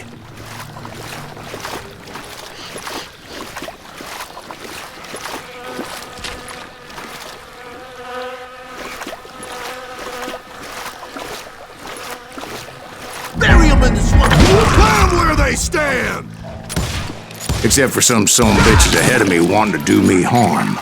So I had to face them alone. I wondered why my compatriots didn't come running when they heard the shots.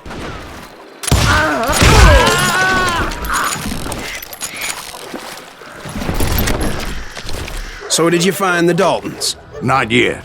But I did have the questionable pleasure of meeting a few of their friends.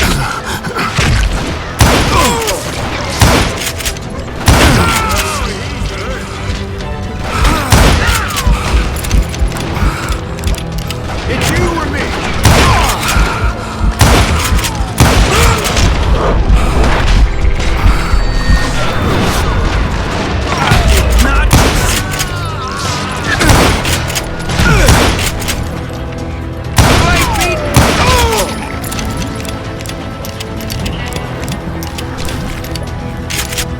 The boys had established quite a reputation by that time, so they attracted all manner of riffraff to their cause.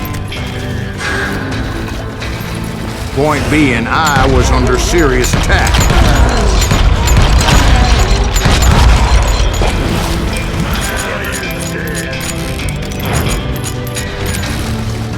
Death is coming.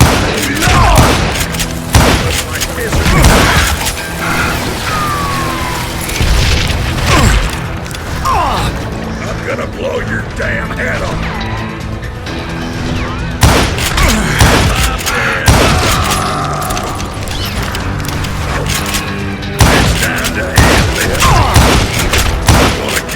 And my reinforcements was nowhere to be seen.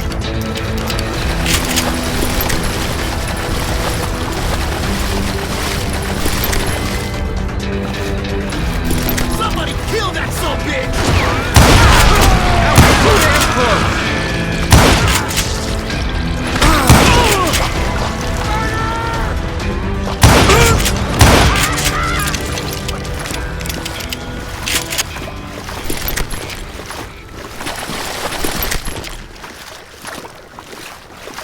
But luckily, a barn materialized as if right before my eyes. I scrambled up top to get a better view.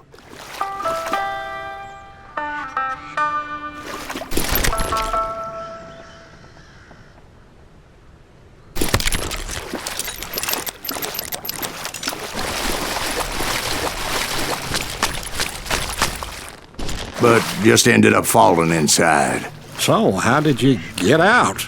The barn doors was open.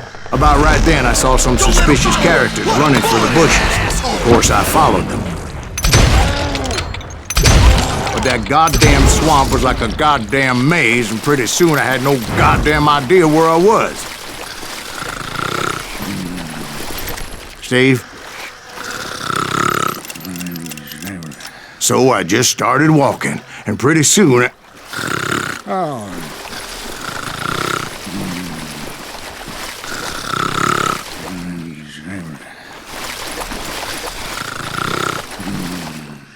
Steve? Steve? Huh? Oh, no, I'm listening. Indians surrounded me from all sides.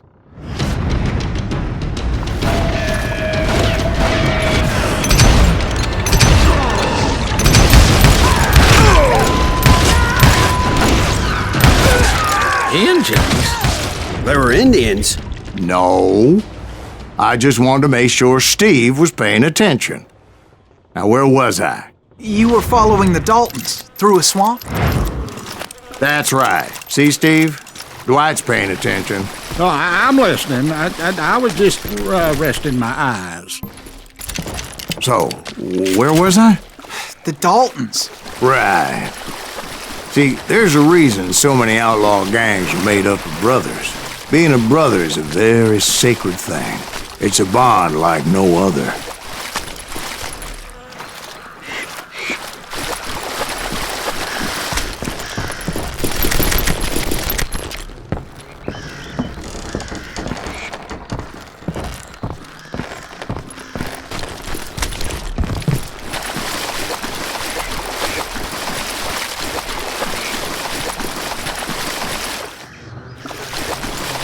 Bounty hunters! Stop that, son bitch! So did you ever find the damn Daltons? Not yet, but I did find a few of their cousins. You Kansans breed like rabbits. More Smiths or Heimhoffers or who knows what. But hell, what's more important than family? I bet Ben knows what I'm talking about.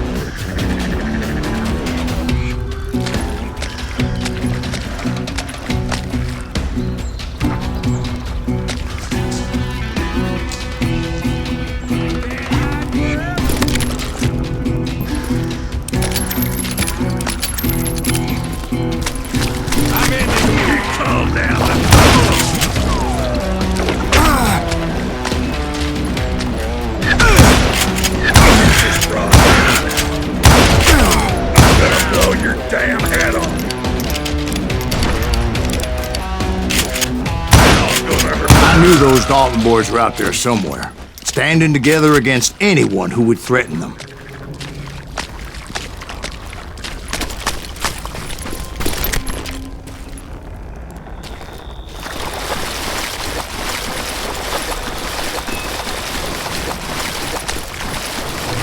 That's when I saw it. A goddamn steamboat.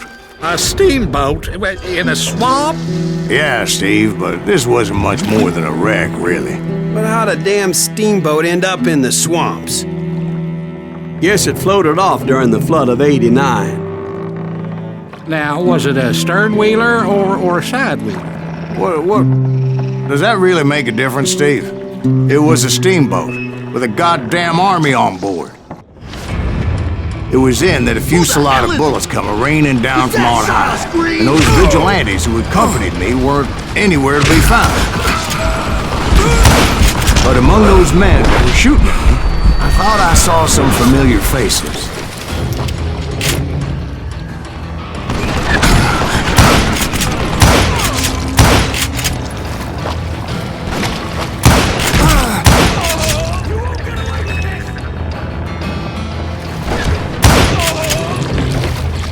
That's it!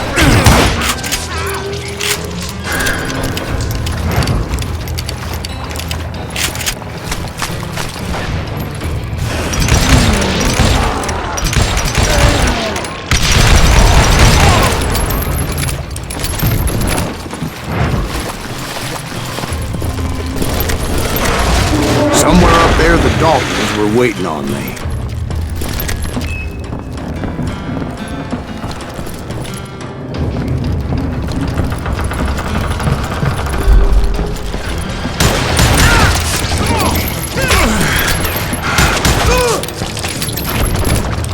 Sounds like you don't give up too easy. That's the kind of man I am, Ben. I set out to do something.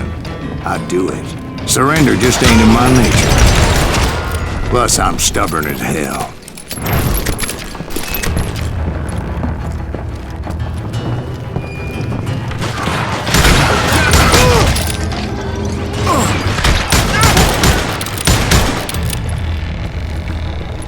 Yeah.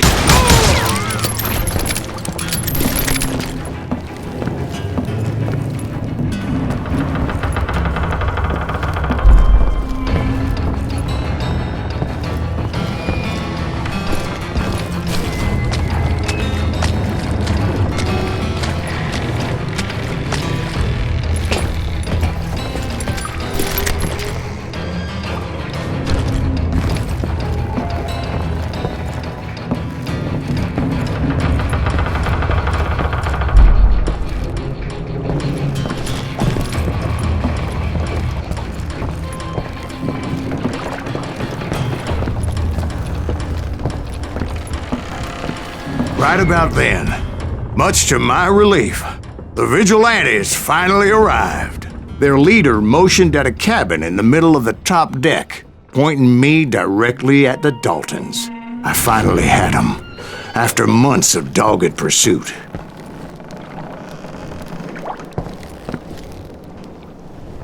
But it turned out that they had me. Take him out! I'm sending you to hell!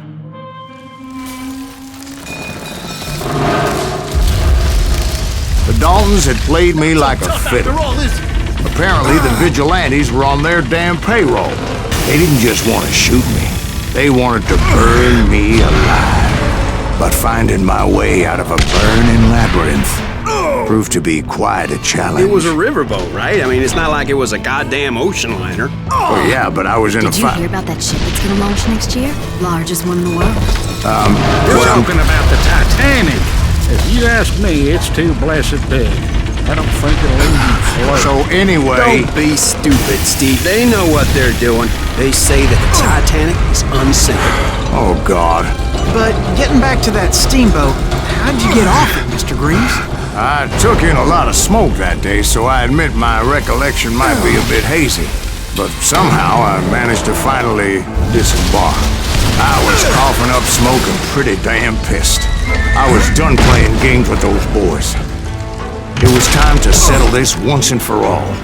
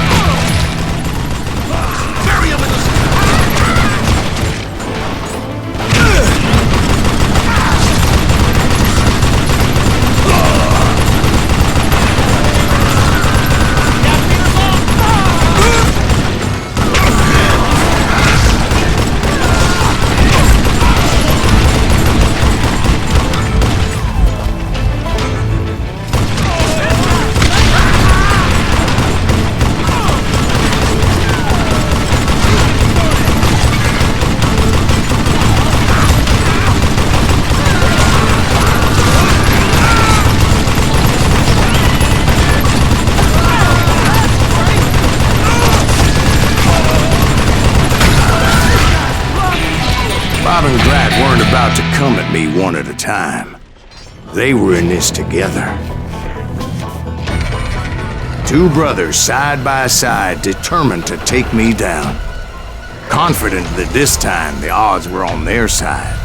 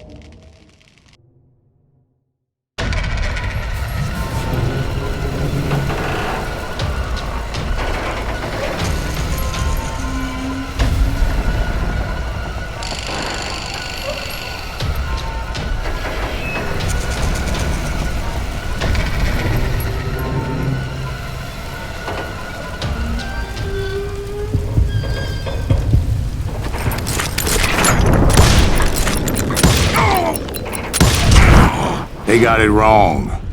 A sad end for those two.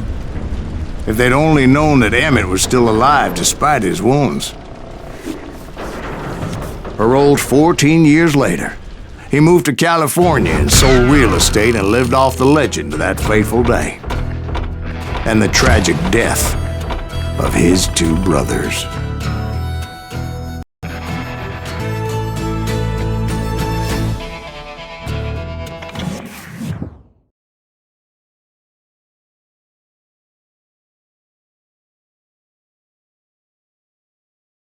My own brothers died tragically as well, truth be told.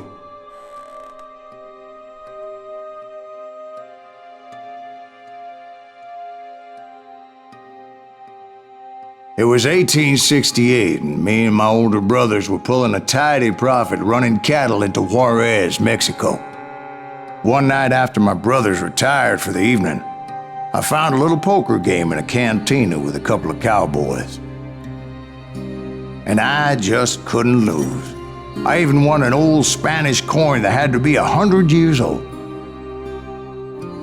Well, I was mighty pleased with myself the next morning as my brothers and I rode for Texas. But before we crossed the border, those cowboys caught up with us. It was Johnny Ringo, Roscoe Bob Bryant, and another asshole named Jim.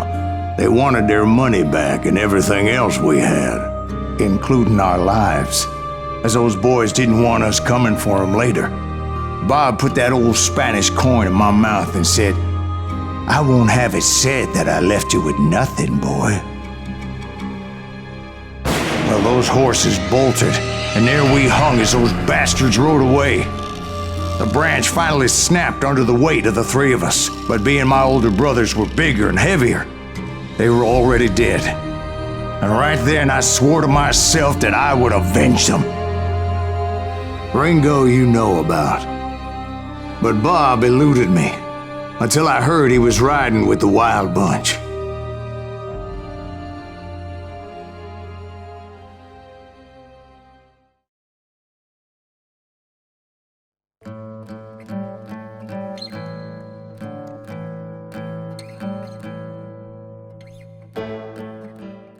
I'd been on their trail for months, ever since they left their hideout in the Bighorn Mountains. Led by Butch Cassidy, they were a loose association of outlaws who robbed banks and trains from Colorado to Montana. Among them was the Sundance Kid, and that murderous hombre I was tracking, Roscoe Bob Bryant. Were you a part of that giant Pinkerton posse after the Wild Bunch? No, boy. A circus like that would have slowed me down. Besides, I wanted Bryant all to myself. I'd heard about a large shipment of gold being transported to Wilcox, Wyoming on the Overland Flyer. I figured the Wild Bunch would likely hit such a treasure, and by God, I figured right.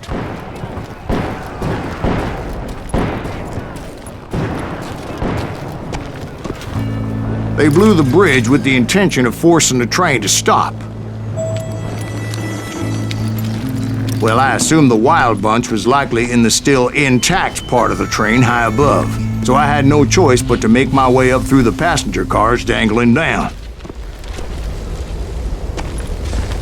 I was determined to make that sumbitch Bob pay for what he did to my brothers.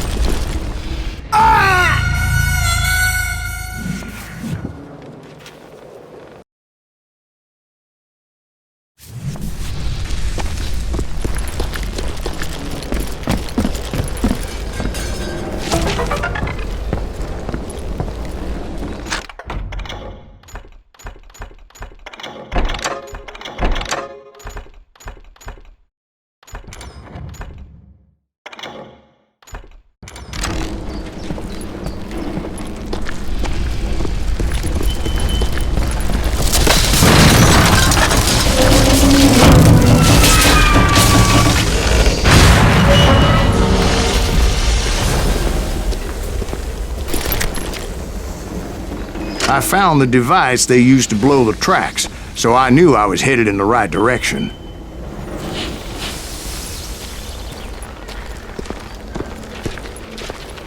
My ears are still ringing from blowing up that bridge. What'd you say? I can't hear a goddamn thing! Well, I made my way off unscathed and came upon a few members of the gang and had no choice but to dispatch them. From there, I had to negotiate an even more precarious route. But first, I would need to get my ass out of there.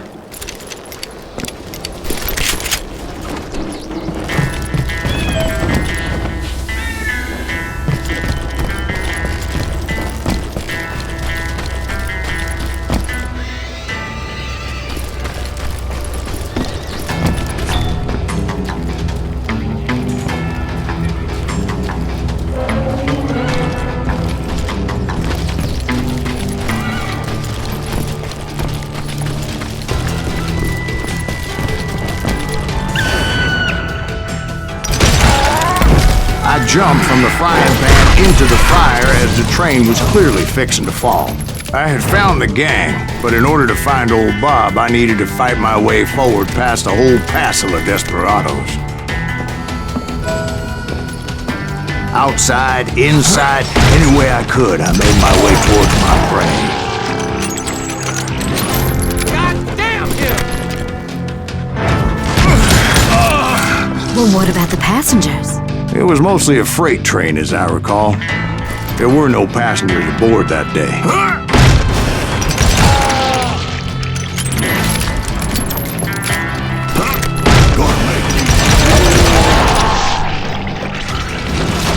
Now you're really pissing me off!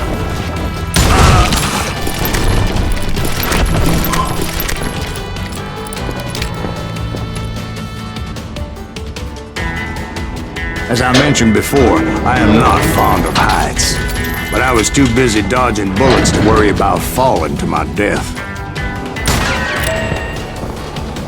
Odds were I was likely to die that day anyway, so I was determined to take down as many of those bastards as I could.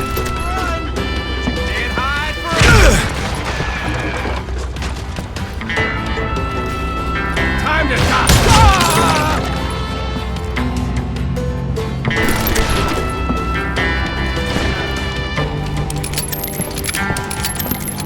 I can kill you with either hand. At times, it was like shooting ducks in a shooting gallery. The only difference is these damn ducks shot back.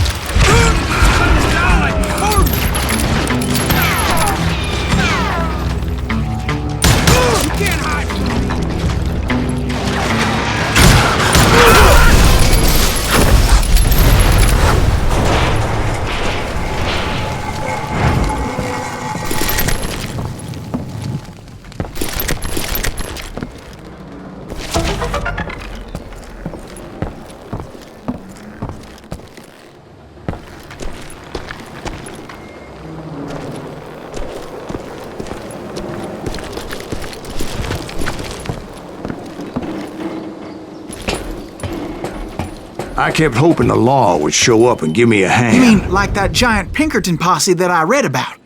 Did they come riding in, guns a-blazing to help?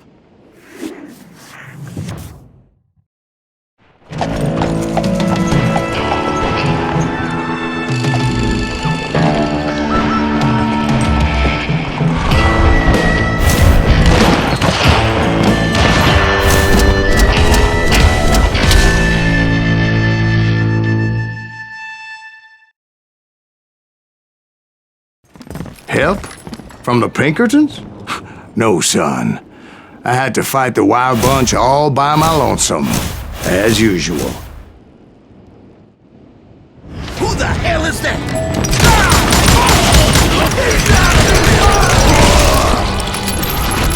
Take cover! Retreat! Retreat!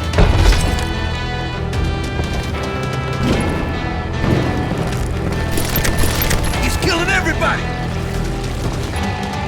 He'll kill us all! You ain't seen the last of me.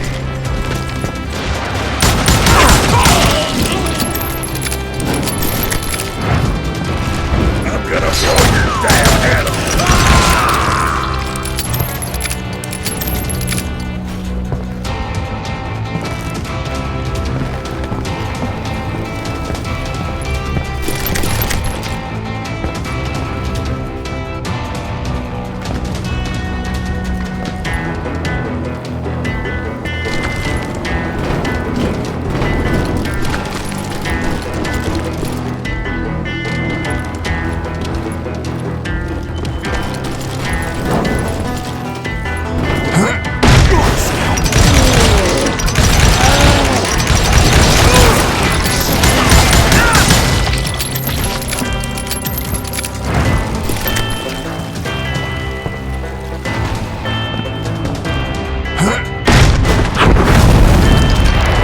My guess is those dime novels didn't portray this as it happened, did they?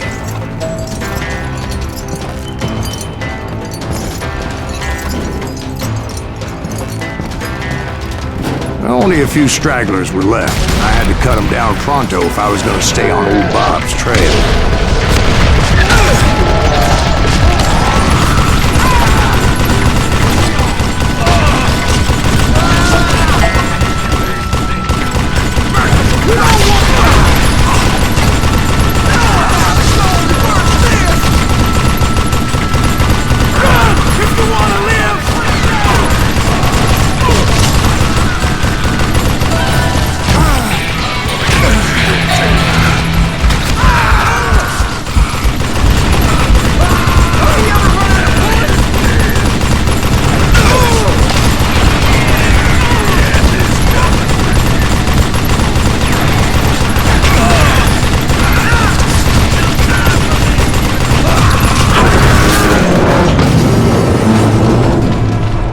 Once I silenced all those guns, I went searching for my nemesis, determined to finally have my justice. But the only survivor who welcomed me was George Flat-Nosed Curry. Who was he?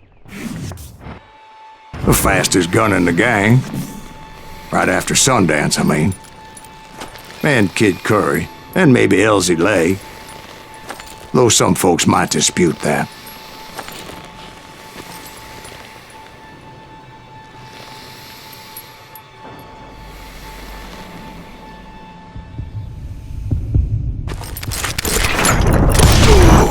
On that very same day, Butch Cassidy and the Sundance Kid decided to leave the Wild Bunch behind and decamped for South America.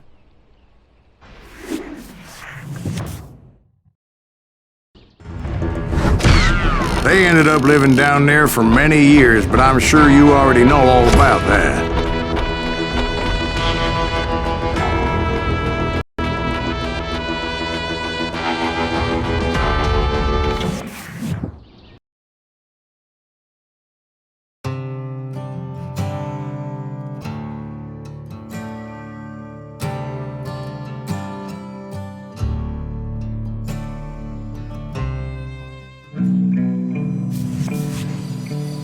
I tried to find Bob Bryant, but it was as if he'd disappeared. Sometime later, I heard the Wild Bunch was back together. Kid Curry escaped from jail, and now he was running the whole shebang. So I took to their trail, as I was still in pursuit of my brother's killer and hoped that he was back with him.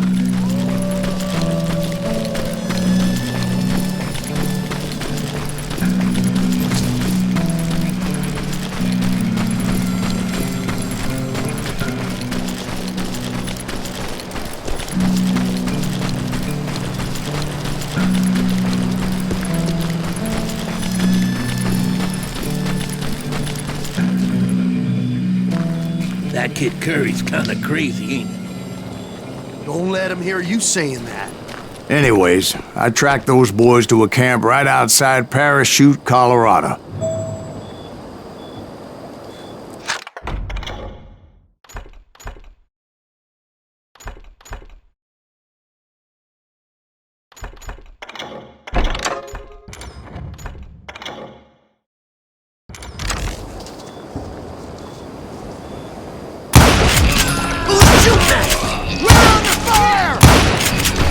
Being outnumbered, I didn't bother with a warning shot. I just started taking those bastards down.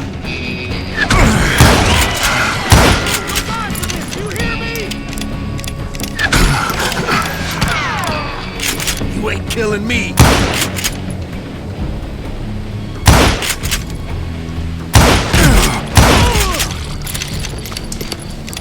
Old Bob wasn't among them, and neither was Kid Curry.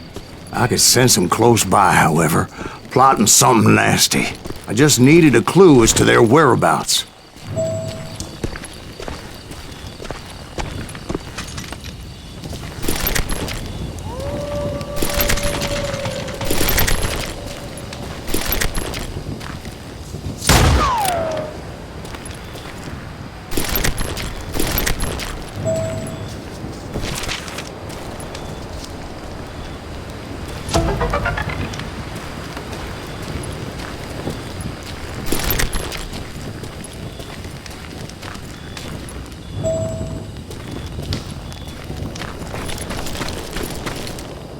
And I found one. A map with their bold plan clearly marked. This time they were fixing to blow up a train trestle. Property of the Union Pacific.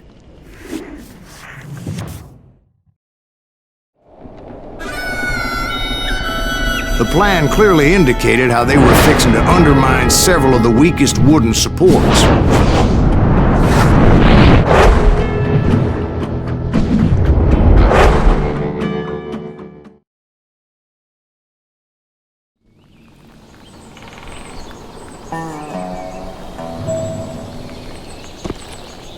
Kid Curry was considered the wildest of the Wild Bunch. It was said that he fathered 85 bastard children, though some say it was only 5.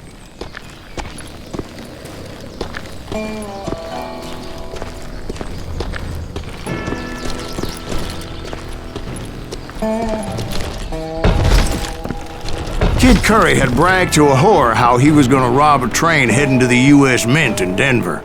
And that whore, Fat Sally, she told me. The bridge was rigged with dynamite, so I decided I'd best be careful confronting those bastards.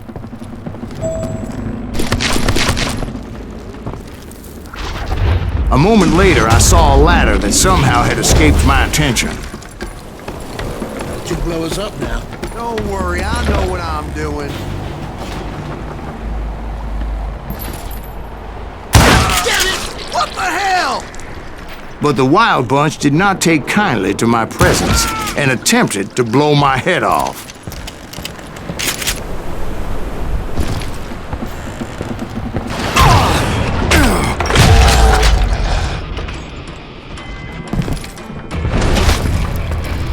It appeared the kid had found a number of new recruits to bolster their ranks. Guess there's always desperate men willing to trade their lives for stolen treasure.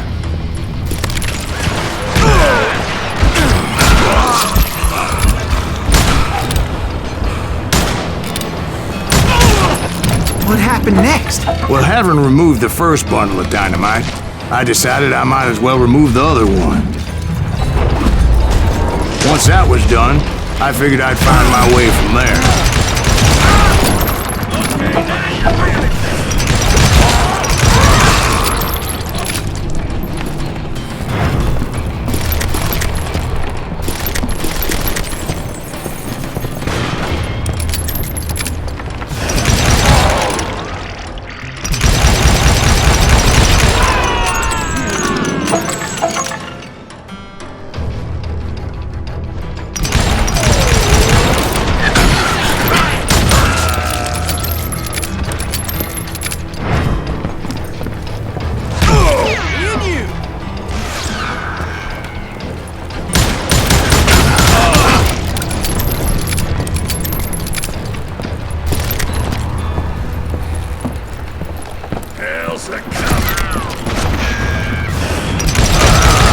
So, what happened then?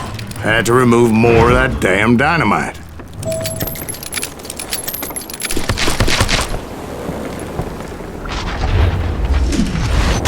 It must have been terrifying trying to make your way across. I was sweating it a bit, but then I noticed a footbridge tied up on high, so I shot the rope.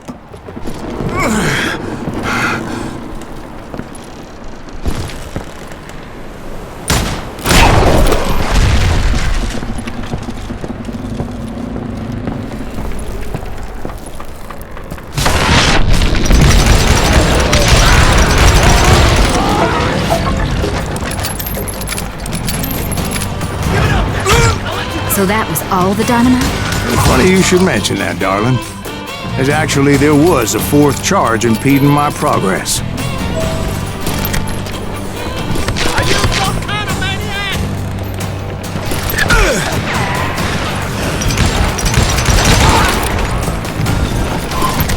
Once I removed it, my path was pretty clear.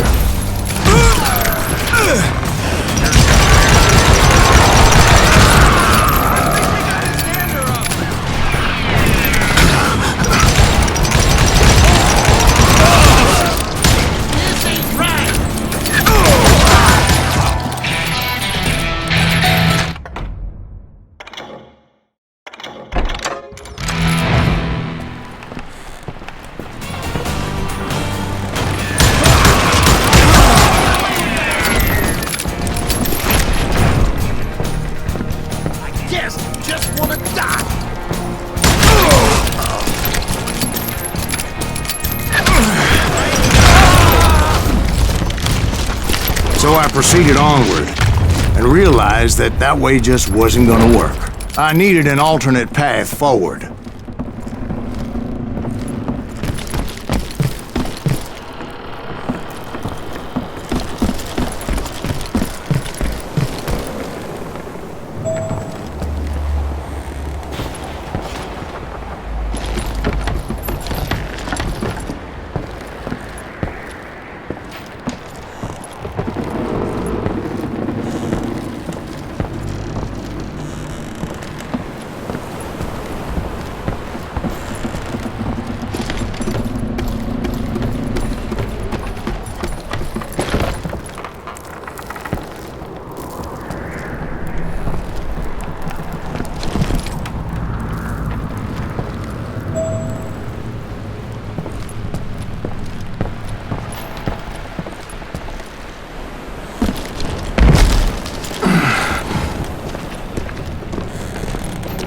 Luckily, I found a cave, and as I made my way back to the bridge, I saw something that concerned me.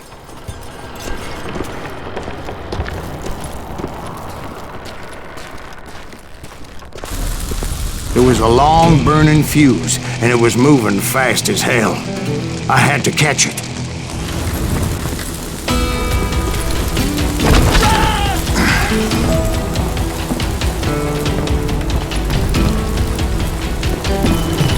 The burning fuse was so damn quick, I had to run like the wind. I almost had it, but no. Thought I was gonna have a coronary when I lost sight of those sparks. My heart was pounding like a sledgehammer. Of course, I had to tread carefully. Otherwise, I could, well, die. Get off the bridge!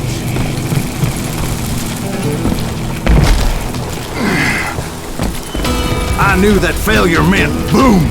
Then, finally, at the last moment.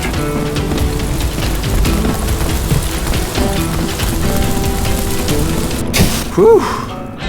Of course, I was successful, or clearly I wouldn't be talking to you folks here today. Naturally, I removed the last dynamite charge. Well, it was a touching reunion.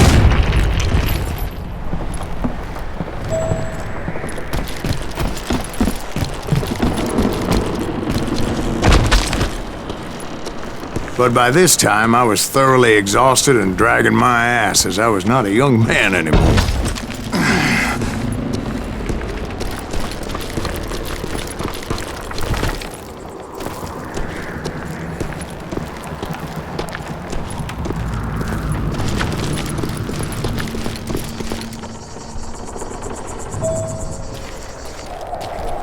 Kill that SOB! Make him bleed! Send him to the Finally, I found those boys. Or more precisely, they found me. He's crazier than Kid Curry, ask me! Nuttier than a damn fruitcake! Put a bullet in him!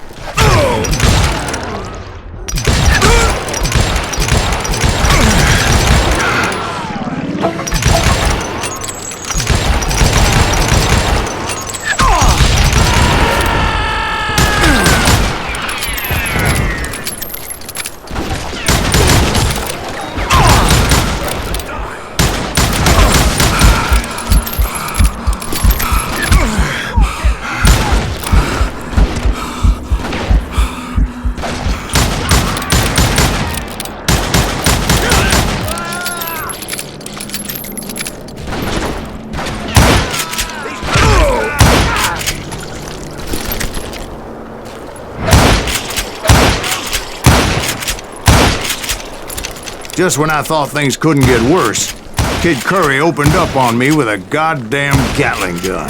It was hidden in this tunnel and pretty well shielded.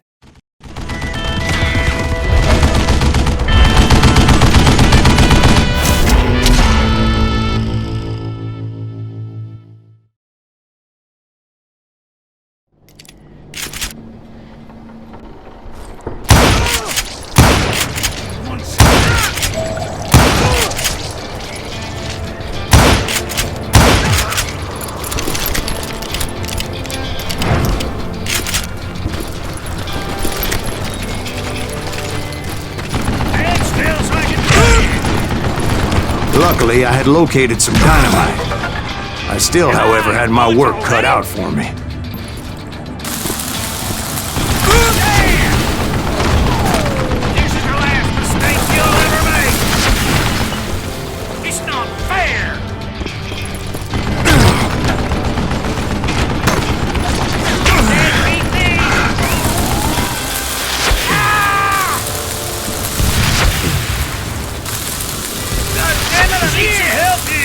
Come on, boys! Take this sumbitch out! Are you kidding me? You know what I am? I think he's scared! Like this cocksucker! Move it, boys! Now you're gonna lay down and die! Shit! I gotta reload?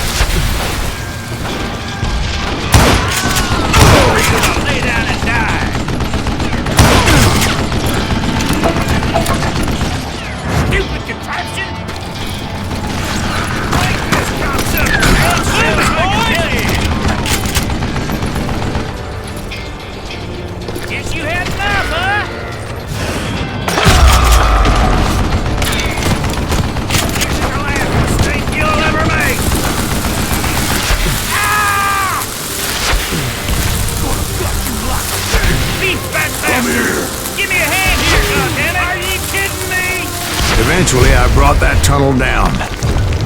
And that's when I met Kid Curry himself. He had decided to stop pussyfooting around and deal with me personally.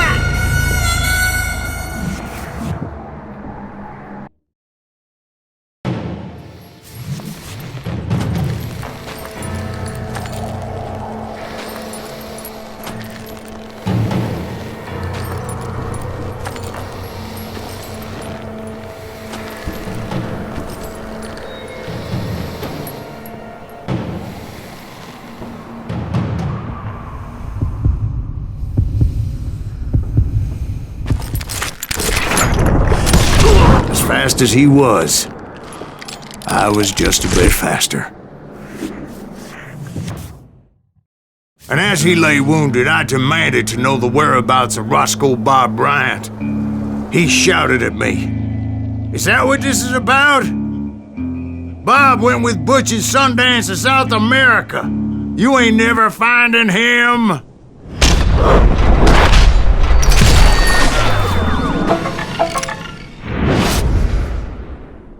Those were his last words.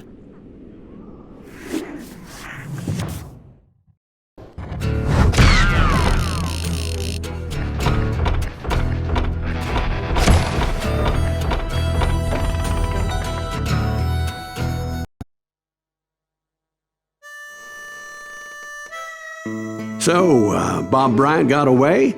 I knew I'd never find him in South America. What about the other killer? Yeah, you kinda glossed over that one. Well, I found Jim not long after my showdown with Ringo. At the time, he was riding with the James Younger gang. Did I neglect to mention that?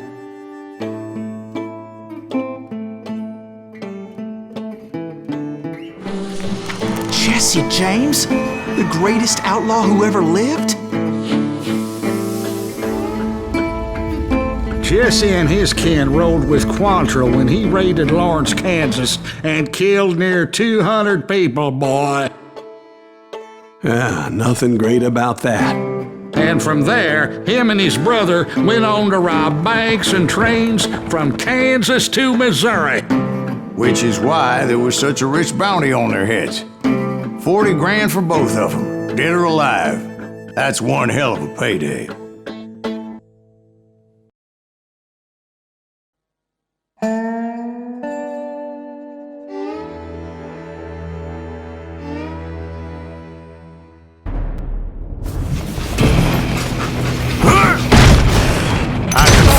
As they were robbing a train.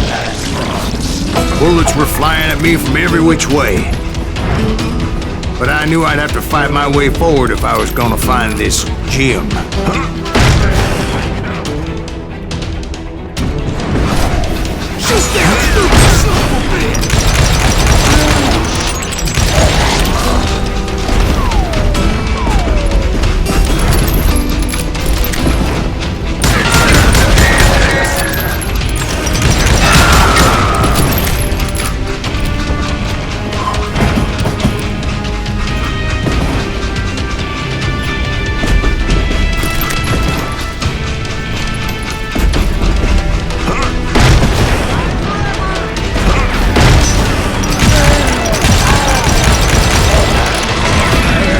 Now, wait a second. How'd they stop this train in the first place? Well, the James boys were experts at this.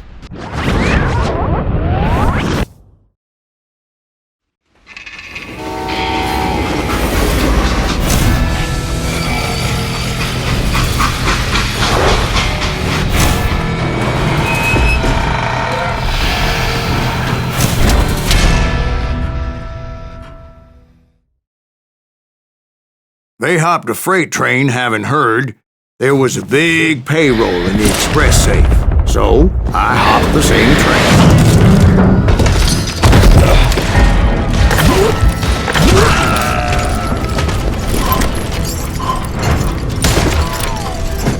The James Younger gang was decimated after that little fiasco they had in Northfield, Minnesota. So Jesse needed more men and took on the killer I was after, along with a host of others. I was hoping to find my man and put a bullet in his head. Climbing around that train, I must have swallowed 100 damn bugs before I reached that... The James Younger gang pulled the first train robbery west of the Mississippi. Sounds like you hold them in high regard. Everyone knows they were the most famous outlaw gang ever. Then you took them all on by your lonesome. Again. I'm finding this all a little hard to swallow, friend. Well, maybe you need to wash it down with some whiskey. By the way, did I mention that that train was flying down those tracks like a bat out of hell?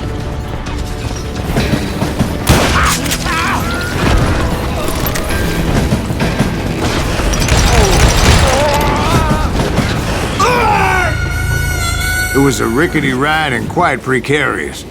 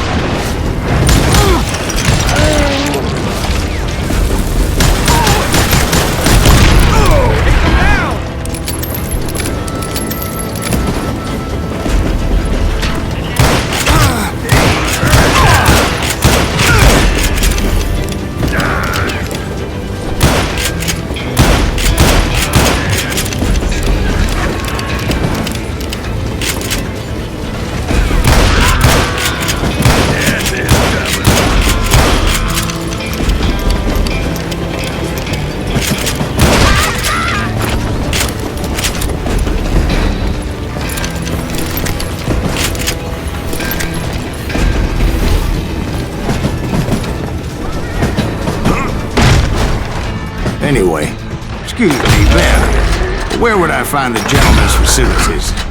Suddenly I have an urgent need to drain my one-eyed snake. Well, I've had more than a few drinks, and I've been sitting here for quite a spell. Right through there.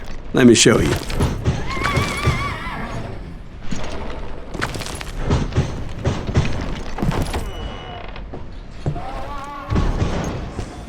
I never heard so much malarkey in my life. You think he's bullshitting us? You don't think he's Silas Greaves? I think he's just some old drunk looking for some free liquor.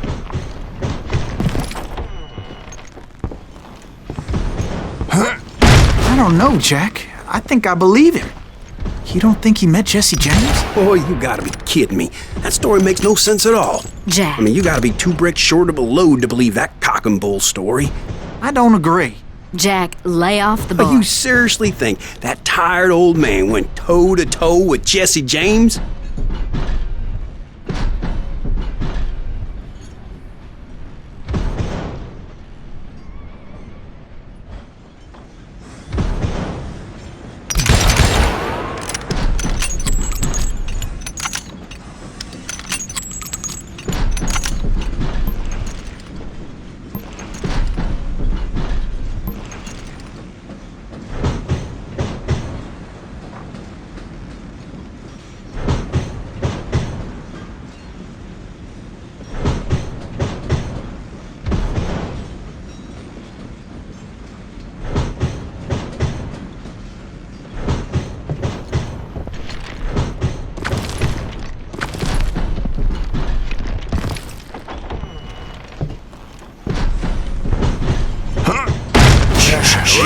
better. Did I mention that this Jim was married to the infamous Belle Starr? Of course, I didn't learn that until later. Anyway, I made my way forward the best I could.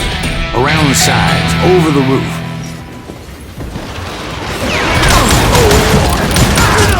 At some point, some bitch saw me and shouted out, "It's the damn Pinkertons!" Now, I never worked for that limey cocksucker, but I guess they assumed I was one of his assassins. Those evil bastards firebombed Jesse's mother's house and killed his stepbrother. So it's no wonder each and every asshole on that train wanted me dead.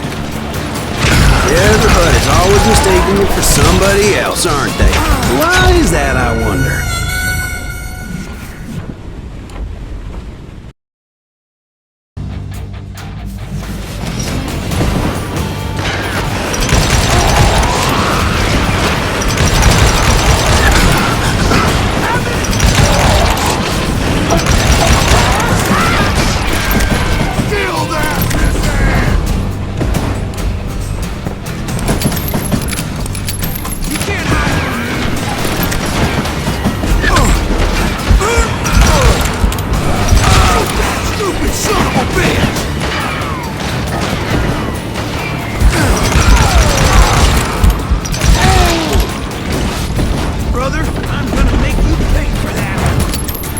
Don't rightly know, Jack.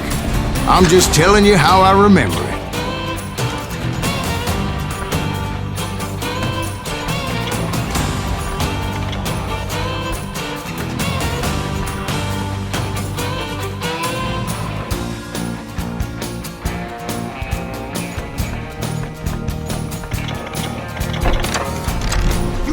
I bet you are.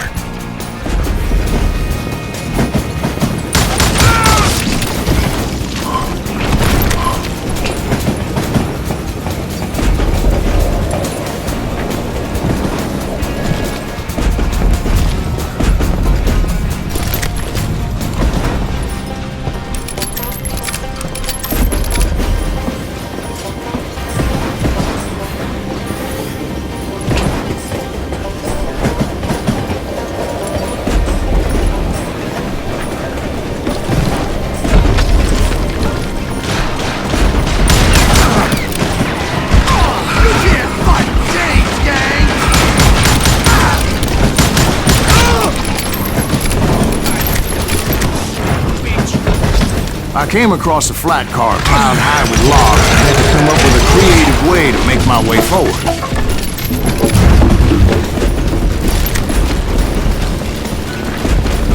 Right about then, I was attacked by some asshole on a Gatling gun.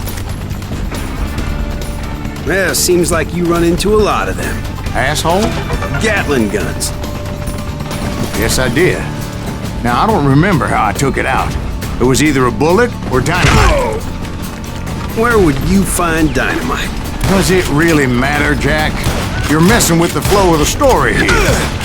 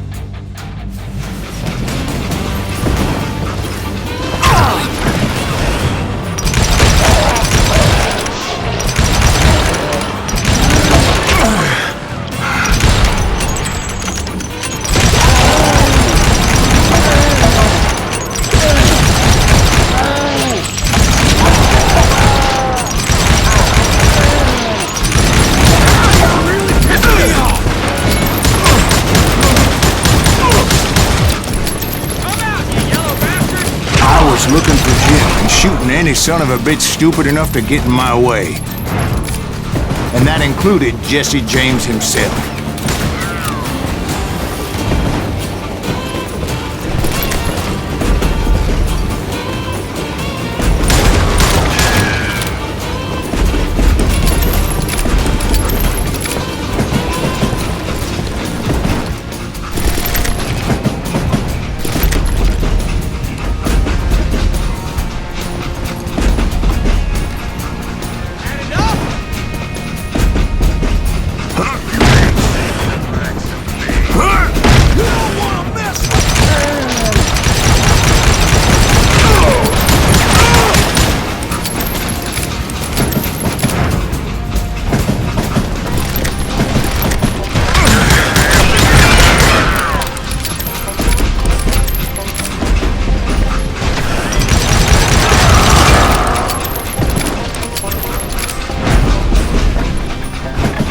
There were a lot of men determined to die that day.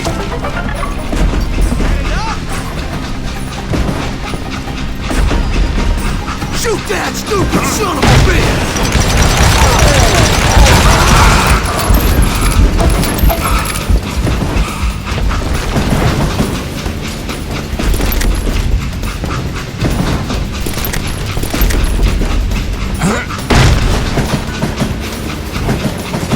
It was then that Jesse detached the express car from the rest of the damn train. I could see Jesse waiting for me, fixing to kill me so he could get away with all that money. You had a showdown with Jesse James? Of course he didn't. Everybody knows that Jesse was killed by Bob Ford. Yeah. Jesse went out like John Wesley Hardin. Coward shot him in the back of the head. Guess it doesn't matter how far you run, does it, Ben? Your past always catches up with you.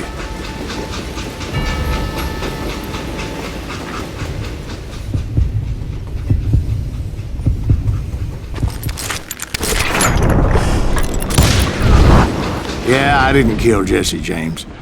Just wounded him bad enough to convince him to hang up his guns. What about that Jim fella? What happened to him? I figure he was up front with a gun to the engineer's head. That bastard slipped away again. I'll tell you how I got him. But first I need to wet my whistle.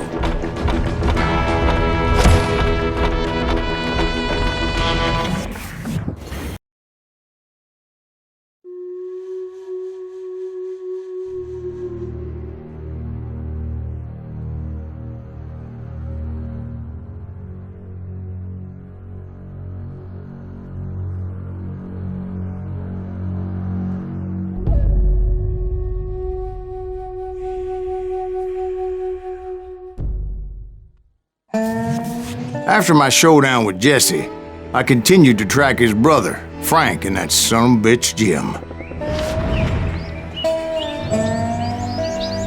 I followed those bastards into the high mountains as they were going to ground. What mountains would that be?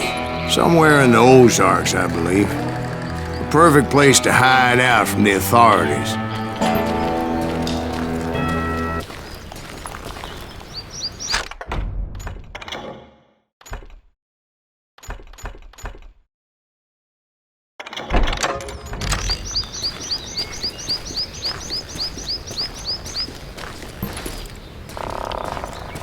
In fact, before I could find them, some Indians who fled the res and were hiding out from the military found me first.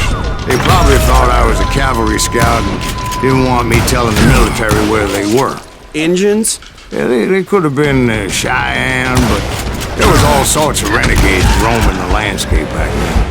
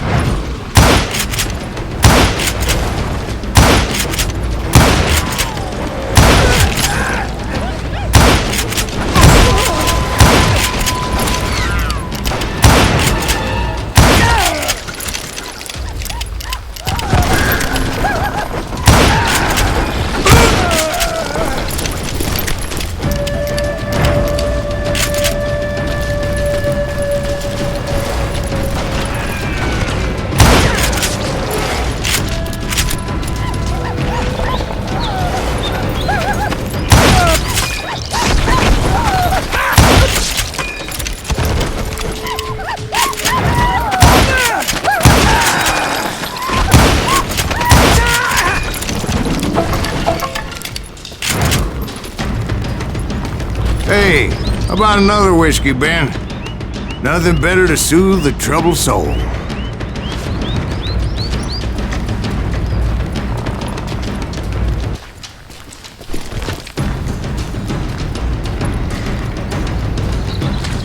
Now, where was I? Indians, right. I had more than my share of run-ins with the red man. Like that time... Did I tell you about Grey Wolf? Yes, sir. You did. Ah, of course I did. In fact, I can still remember that old medicine man's words. Jesus Christ, we're back to that again. You carry great darkness in your heart. It will claim your soul. You will come to this place again and kill many more men.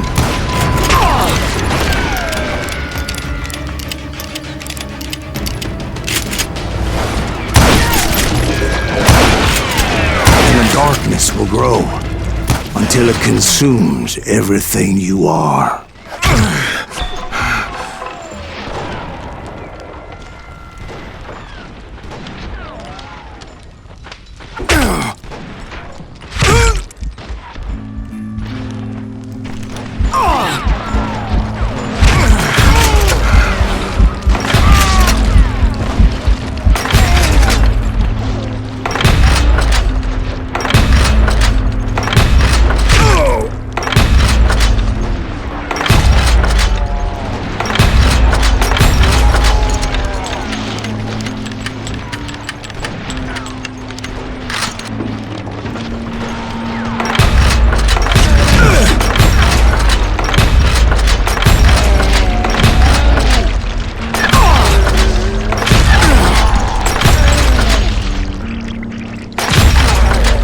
So, did you ever find him? The man you are after? Let me ask you something, Ben. You ever think about death? Mr. Greaves, are you all right? Ooh, death. Ooh, death.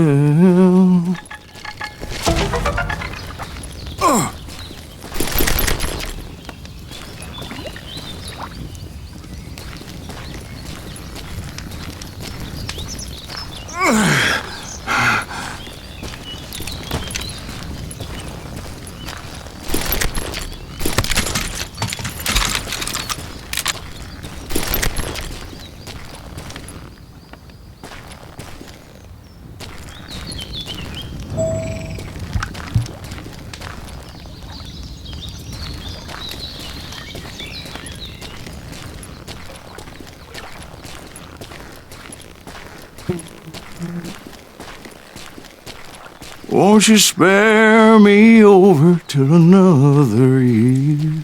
What is this that I can't see with ice cold hands taking hold of me?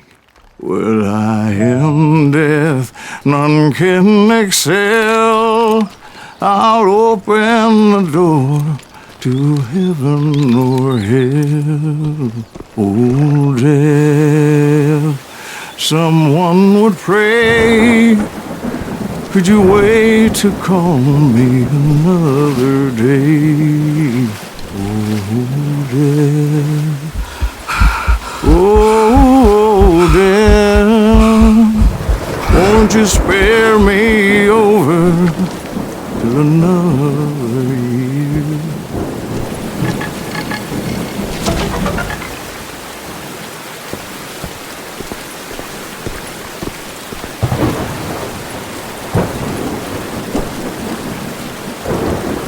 No wealth, no land, no silver, no gold. Nothing satisfies me but your soul.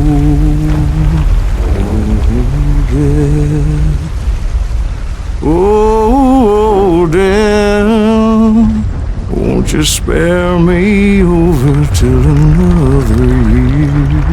So are you going to answer the question? What question is that? Jim Reed. Did you ever find him?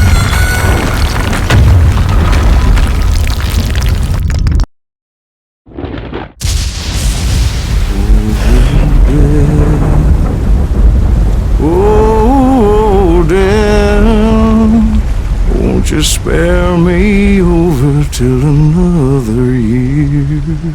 So are you gonna answer the question? What question is that? Jim Reed. Did you ever find him? Reed was indeed that son of a bitch's surname. That's right, Ben. A despicable character. I remember him laughing like a hyena that cold morning they lynched me and my brothers. He was intent on avoiding my vengeance, but nothing was gonna stop me. Nothing.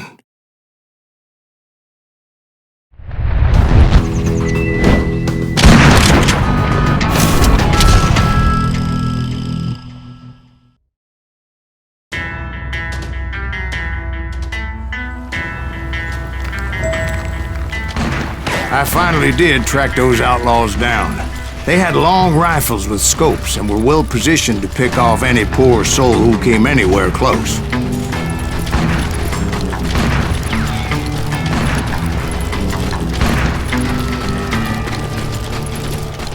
I'm guessing Frank James believed I was responsible for the demise of his brother Jesse. I couldn't really disagree with the man, as I thought Jesse was dead then as well. He backed off as I closed in on him, but he was still intent on killing me. And when I closed in on him again, he backed off again, looking for a better angle on me. Hell, I can't fault Frank for wanting his revenge, as I was there for the same damn reason myself. At this point, I'm guessing you think Silas Greaves is a worse murderer than Jim Reed ever was. No, sir. A man who spent half his life killing somebody's brothers, fathers, sons. I think you were just looking for justice, sir. Is that what I was looking for, Dwight? Is that what it was? Justice?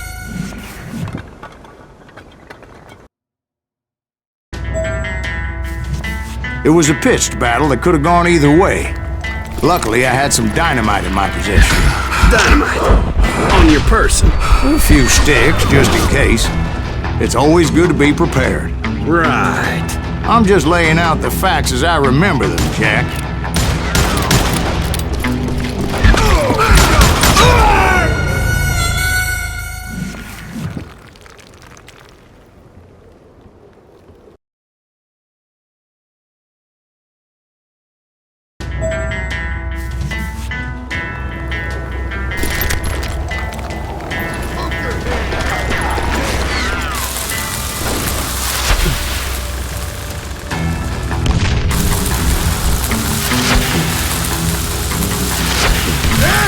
Son of a bitch! Take him out! He's just one man! Put him down! God, I want that bastard dead! Death is coming!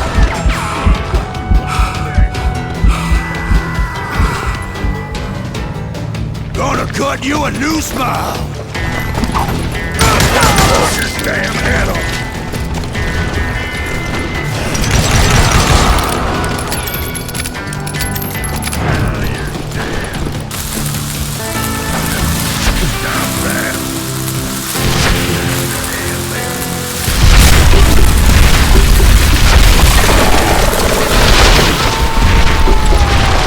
That old shack?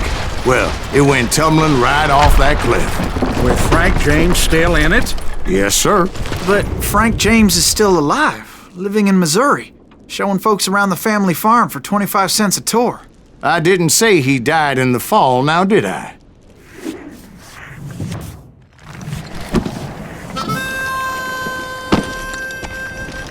I'm done with this damnable outlaw life! Kill me, don't kill me, do what you will! At this point, I just don't give a shit! I explained to Frank that I had nothing against him personally and that I was looking for someone else. You want Reed? Have at him! I never did like that bastard! I am done here! We parted in peace as Frank pointed out the path to my prey before making his way back down the hill.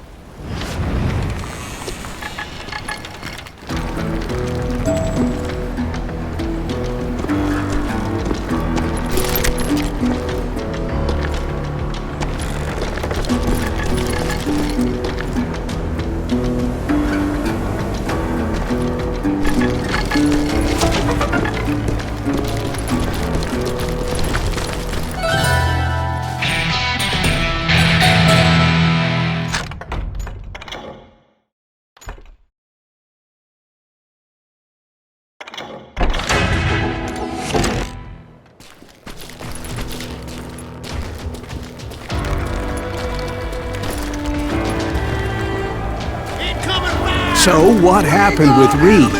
Well, I finally found the last of the gang hiding in a nearby cave. First, I had to dispatch the lookouts.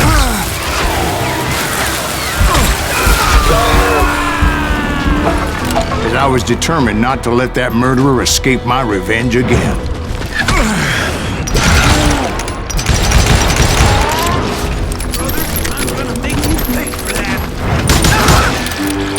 But rather than wander in willy-nilly, I decided it would be better to smoke that sumbitch out.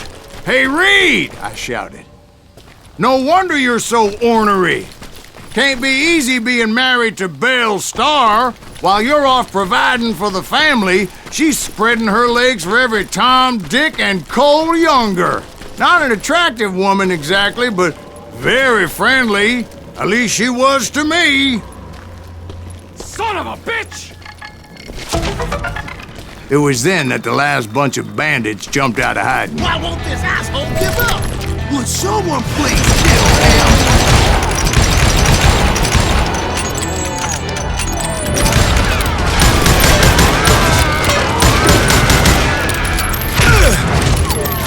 This asshole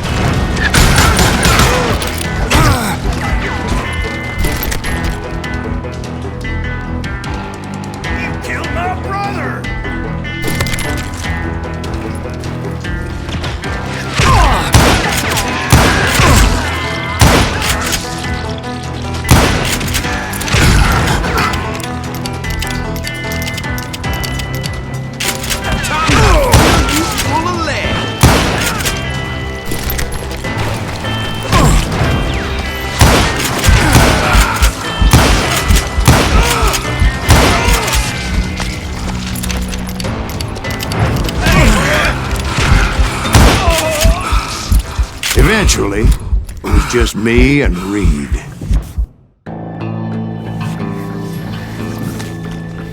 I had waited a long time to face him down, so I could repay him for what he did to my brothers.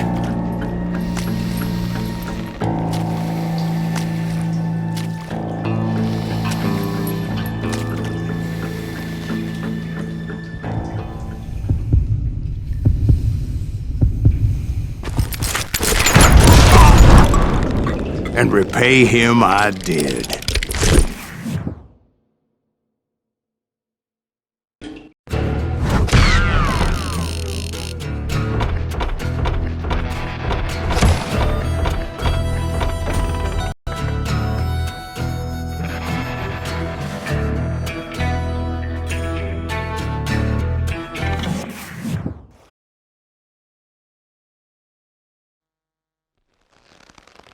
Well, I don't know about you boys, but I'm pretty beat. Well, it's too damn bad you never found that Bob character. Seems a shame he never had to pay. Well, funny thing about that, I did have one more chance at him.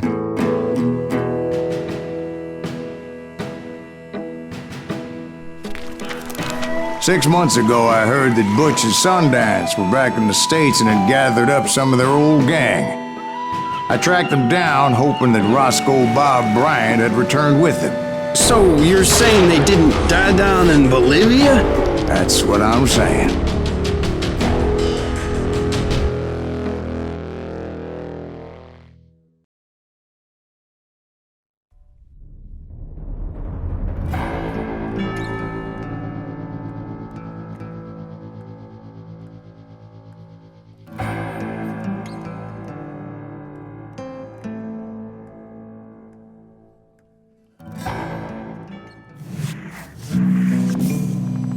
"40 years I had waited to get my hands on the last of my brother's killers. Not even an army of demons could have stopped me now.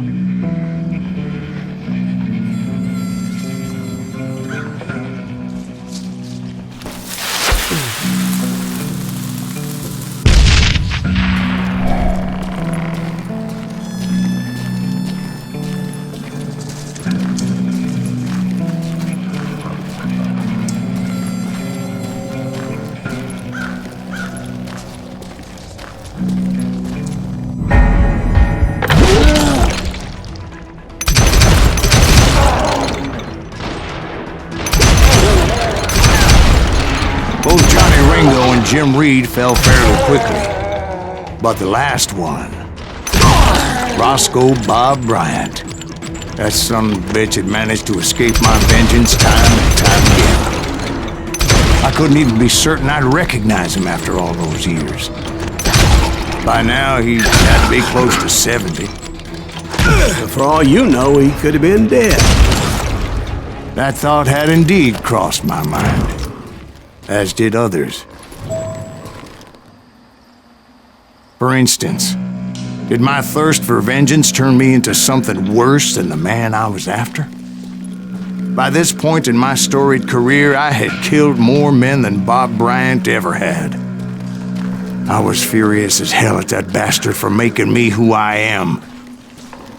A man with no family, no friends, no purpose except shooting Bob Bryant dead.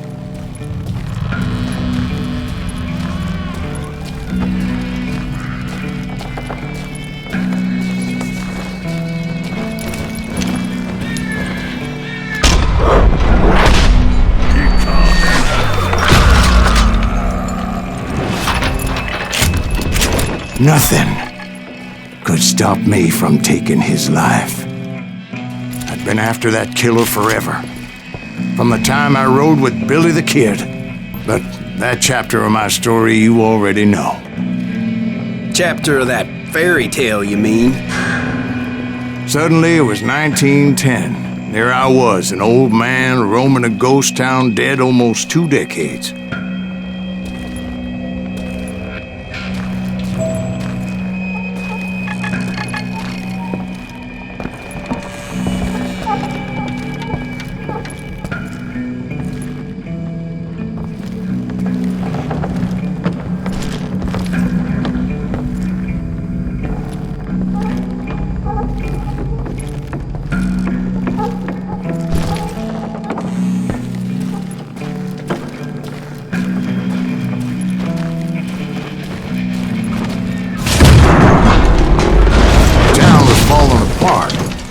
Just like me.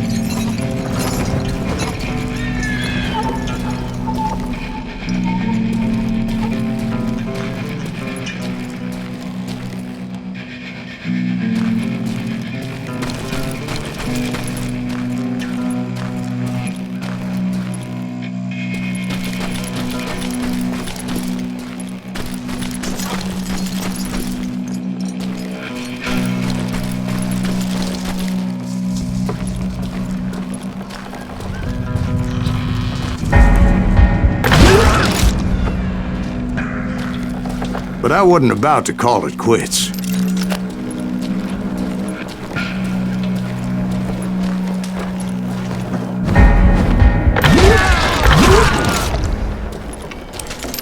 Even though the ghosts of my dead brothers were begging me to end what I started so long ago. Mr. Graves, are you all right? Would you like some water? The Wild Bunch knew I was there. They were after a treasure they had hidden before they fled, buried in the grave of a dead amigo. Some folks think the town is haunted, so they figured there wouldn't be many people poking around.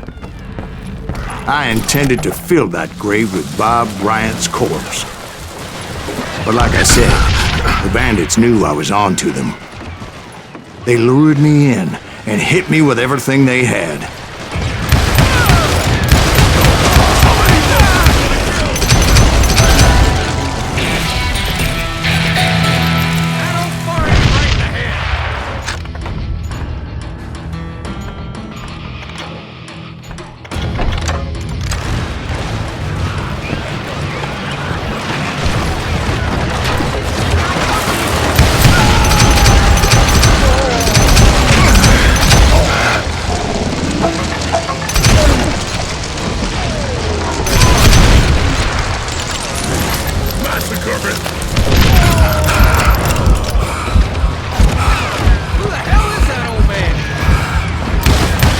But you obviously prevailed since you sent me that. Actually, in that moment, I did not prevail. So I suppose we're talking to a ghost. Funny you should put it like that, Jack.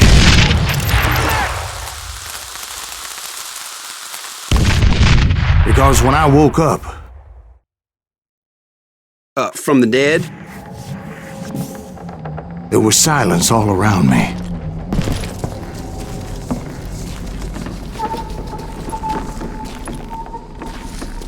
I could swear to God I saw Billy then. Billy who? Billy, the kid. William Bonney. He was shooting at me from a rooftop. Here, and there, even over there. So I am right. You are touched in the head. Mr. Greaves, perhaps we should switch you to coffee? You see that old Indian again, too? No, but I did see Billy's killer. Patrick Floyd Garrett. He came at me guns a-blazing. But I knew that old war horse had died 2 years before. I wondered if maybe I was dead too and confronting the ghosts of my past. Perhaps all my sins were coming back to haunt me and drag me down to perdition.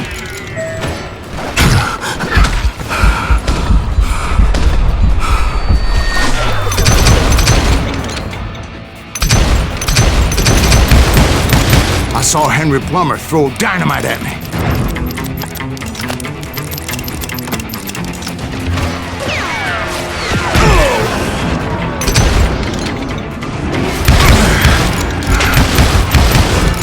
In the gates of the cemetery, I saw John Wesley Hardin, just like I remembered him.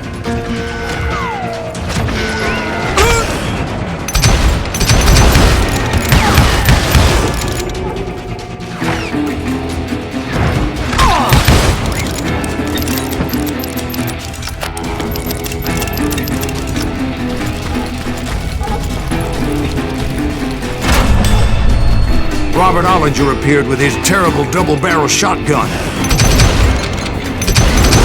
But no ghost army was stopping me. My father-in-law got hit with a fallen branch. He spent the rest of his life talking to dogs.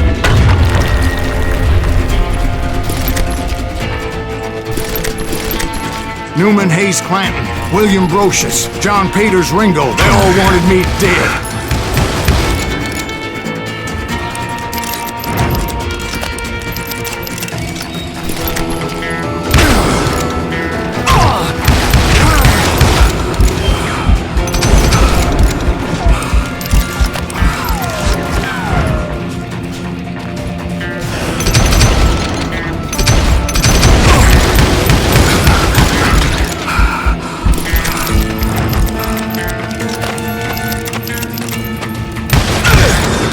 The Dalton brothers, Robert and Grattan, guardians of the Garden of the Dead.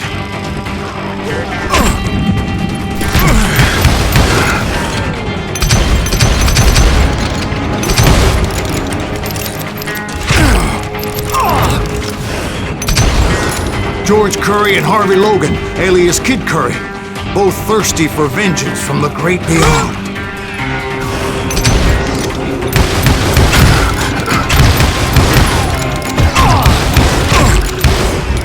Jesse, Woodson, James, and Jim Reed. Each one deader than the next. I thought I would go crazy. Thought?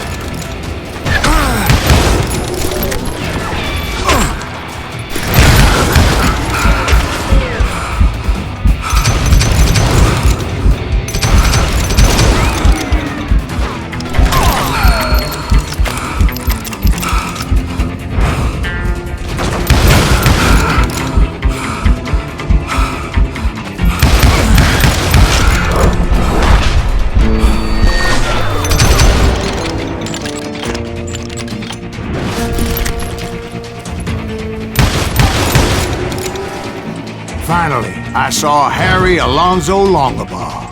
The Sundance Kid? Like a general leading his legion of the dead. You told us before that you'd seen him alive. He was alive.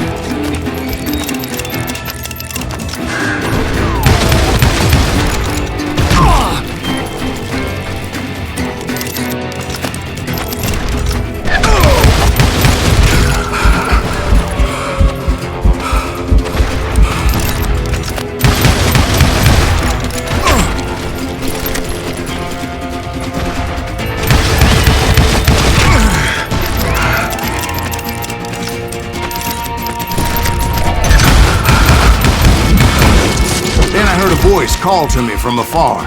It was Robert Leroy Parker, a.k.a. Butch Cassidy, coming at me from out of the fog. Thanks for taking care of that bastard.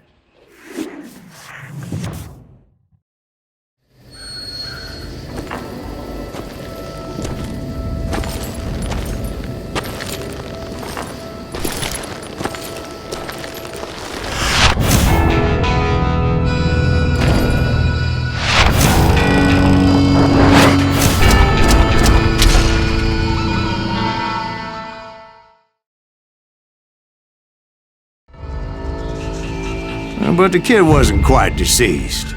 Not yet. Takes more than one little bullet to kill the likes of me, partner. Those two looked like they hadn't seen each other for quite a while. Clearly, they were no longer amigos. Shit. I was hoping I wouldn't have to kill you. You won't have to, Butch. I'm killing you first. I asked them about Bob Bryant, but they were too busy with their own heated conversation. Let me get this shit straight. You want my money and the love of my life? You frittered it all away, Butch. Edda's mine. So is that damn money. I didn't want to shoot anybody until I had an answer to my question, but those boys didn't give me much of a choice.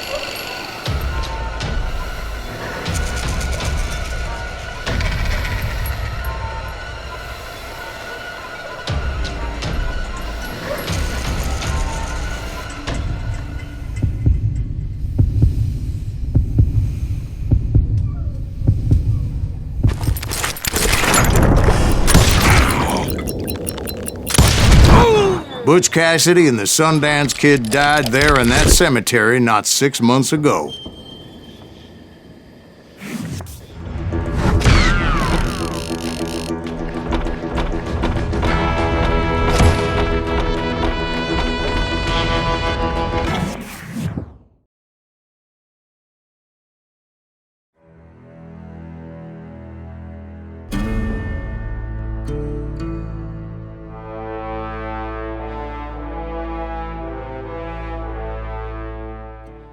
Butch Cassidy and the Sundance Kid were killed by the Bolivian army. Everybody knows that. That's the legend, but it ain't the truth. So, you never found Bob? There is no Bob. This old sumbitch ain't even Silas Greaves. Sir, is that true? Have you been pulling our legs this whole time? Well, not the whole time. Oh man, I think you've worn out your welcome here. Maybe you're right, Jack. Maybe it's time to pay. You see, Ben, or should I say Bob, your past always catches up with you. I was a different man back then, crazy. Drinking, I've changed my ways, I swear to you. If I could turn back the clock, But you can't, Bob.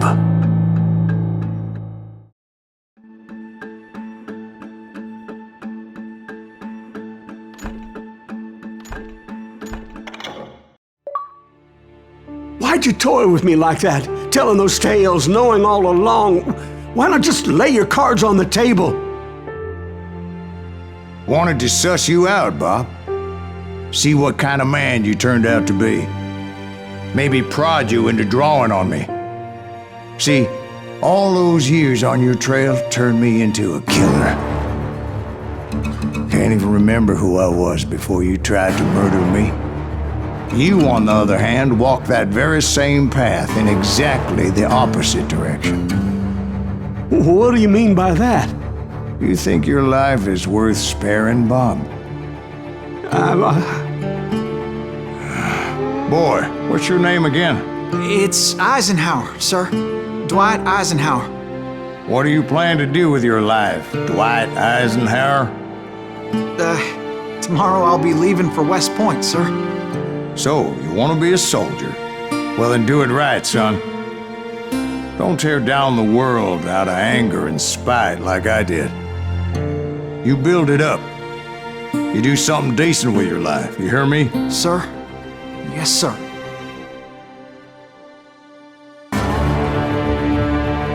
I won't have it said I left you with nothing, Bob.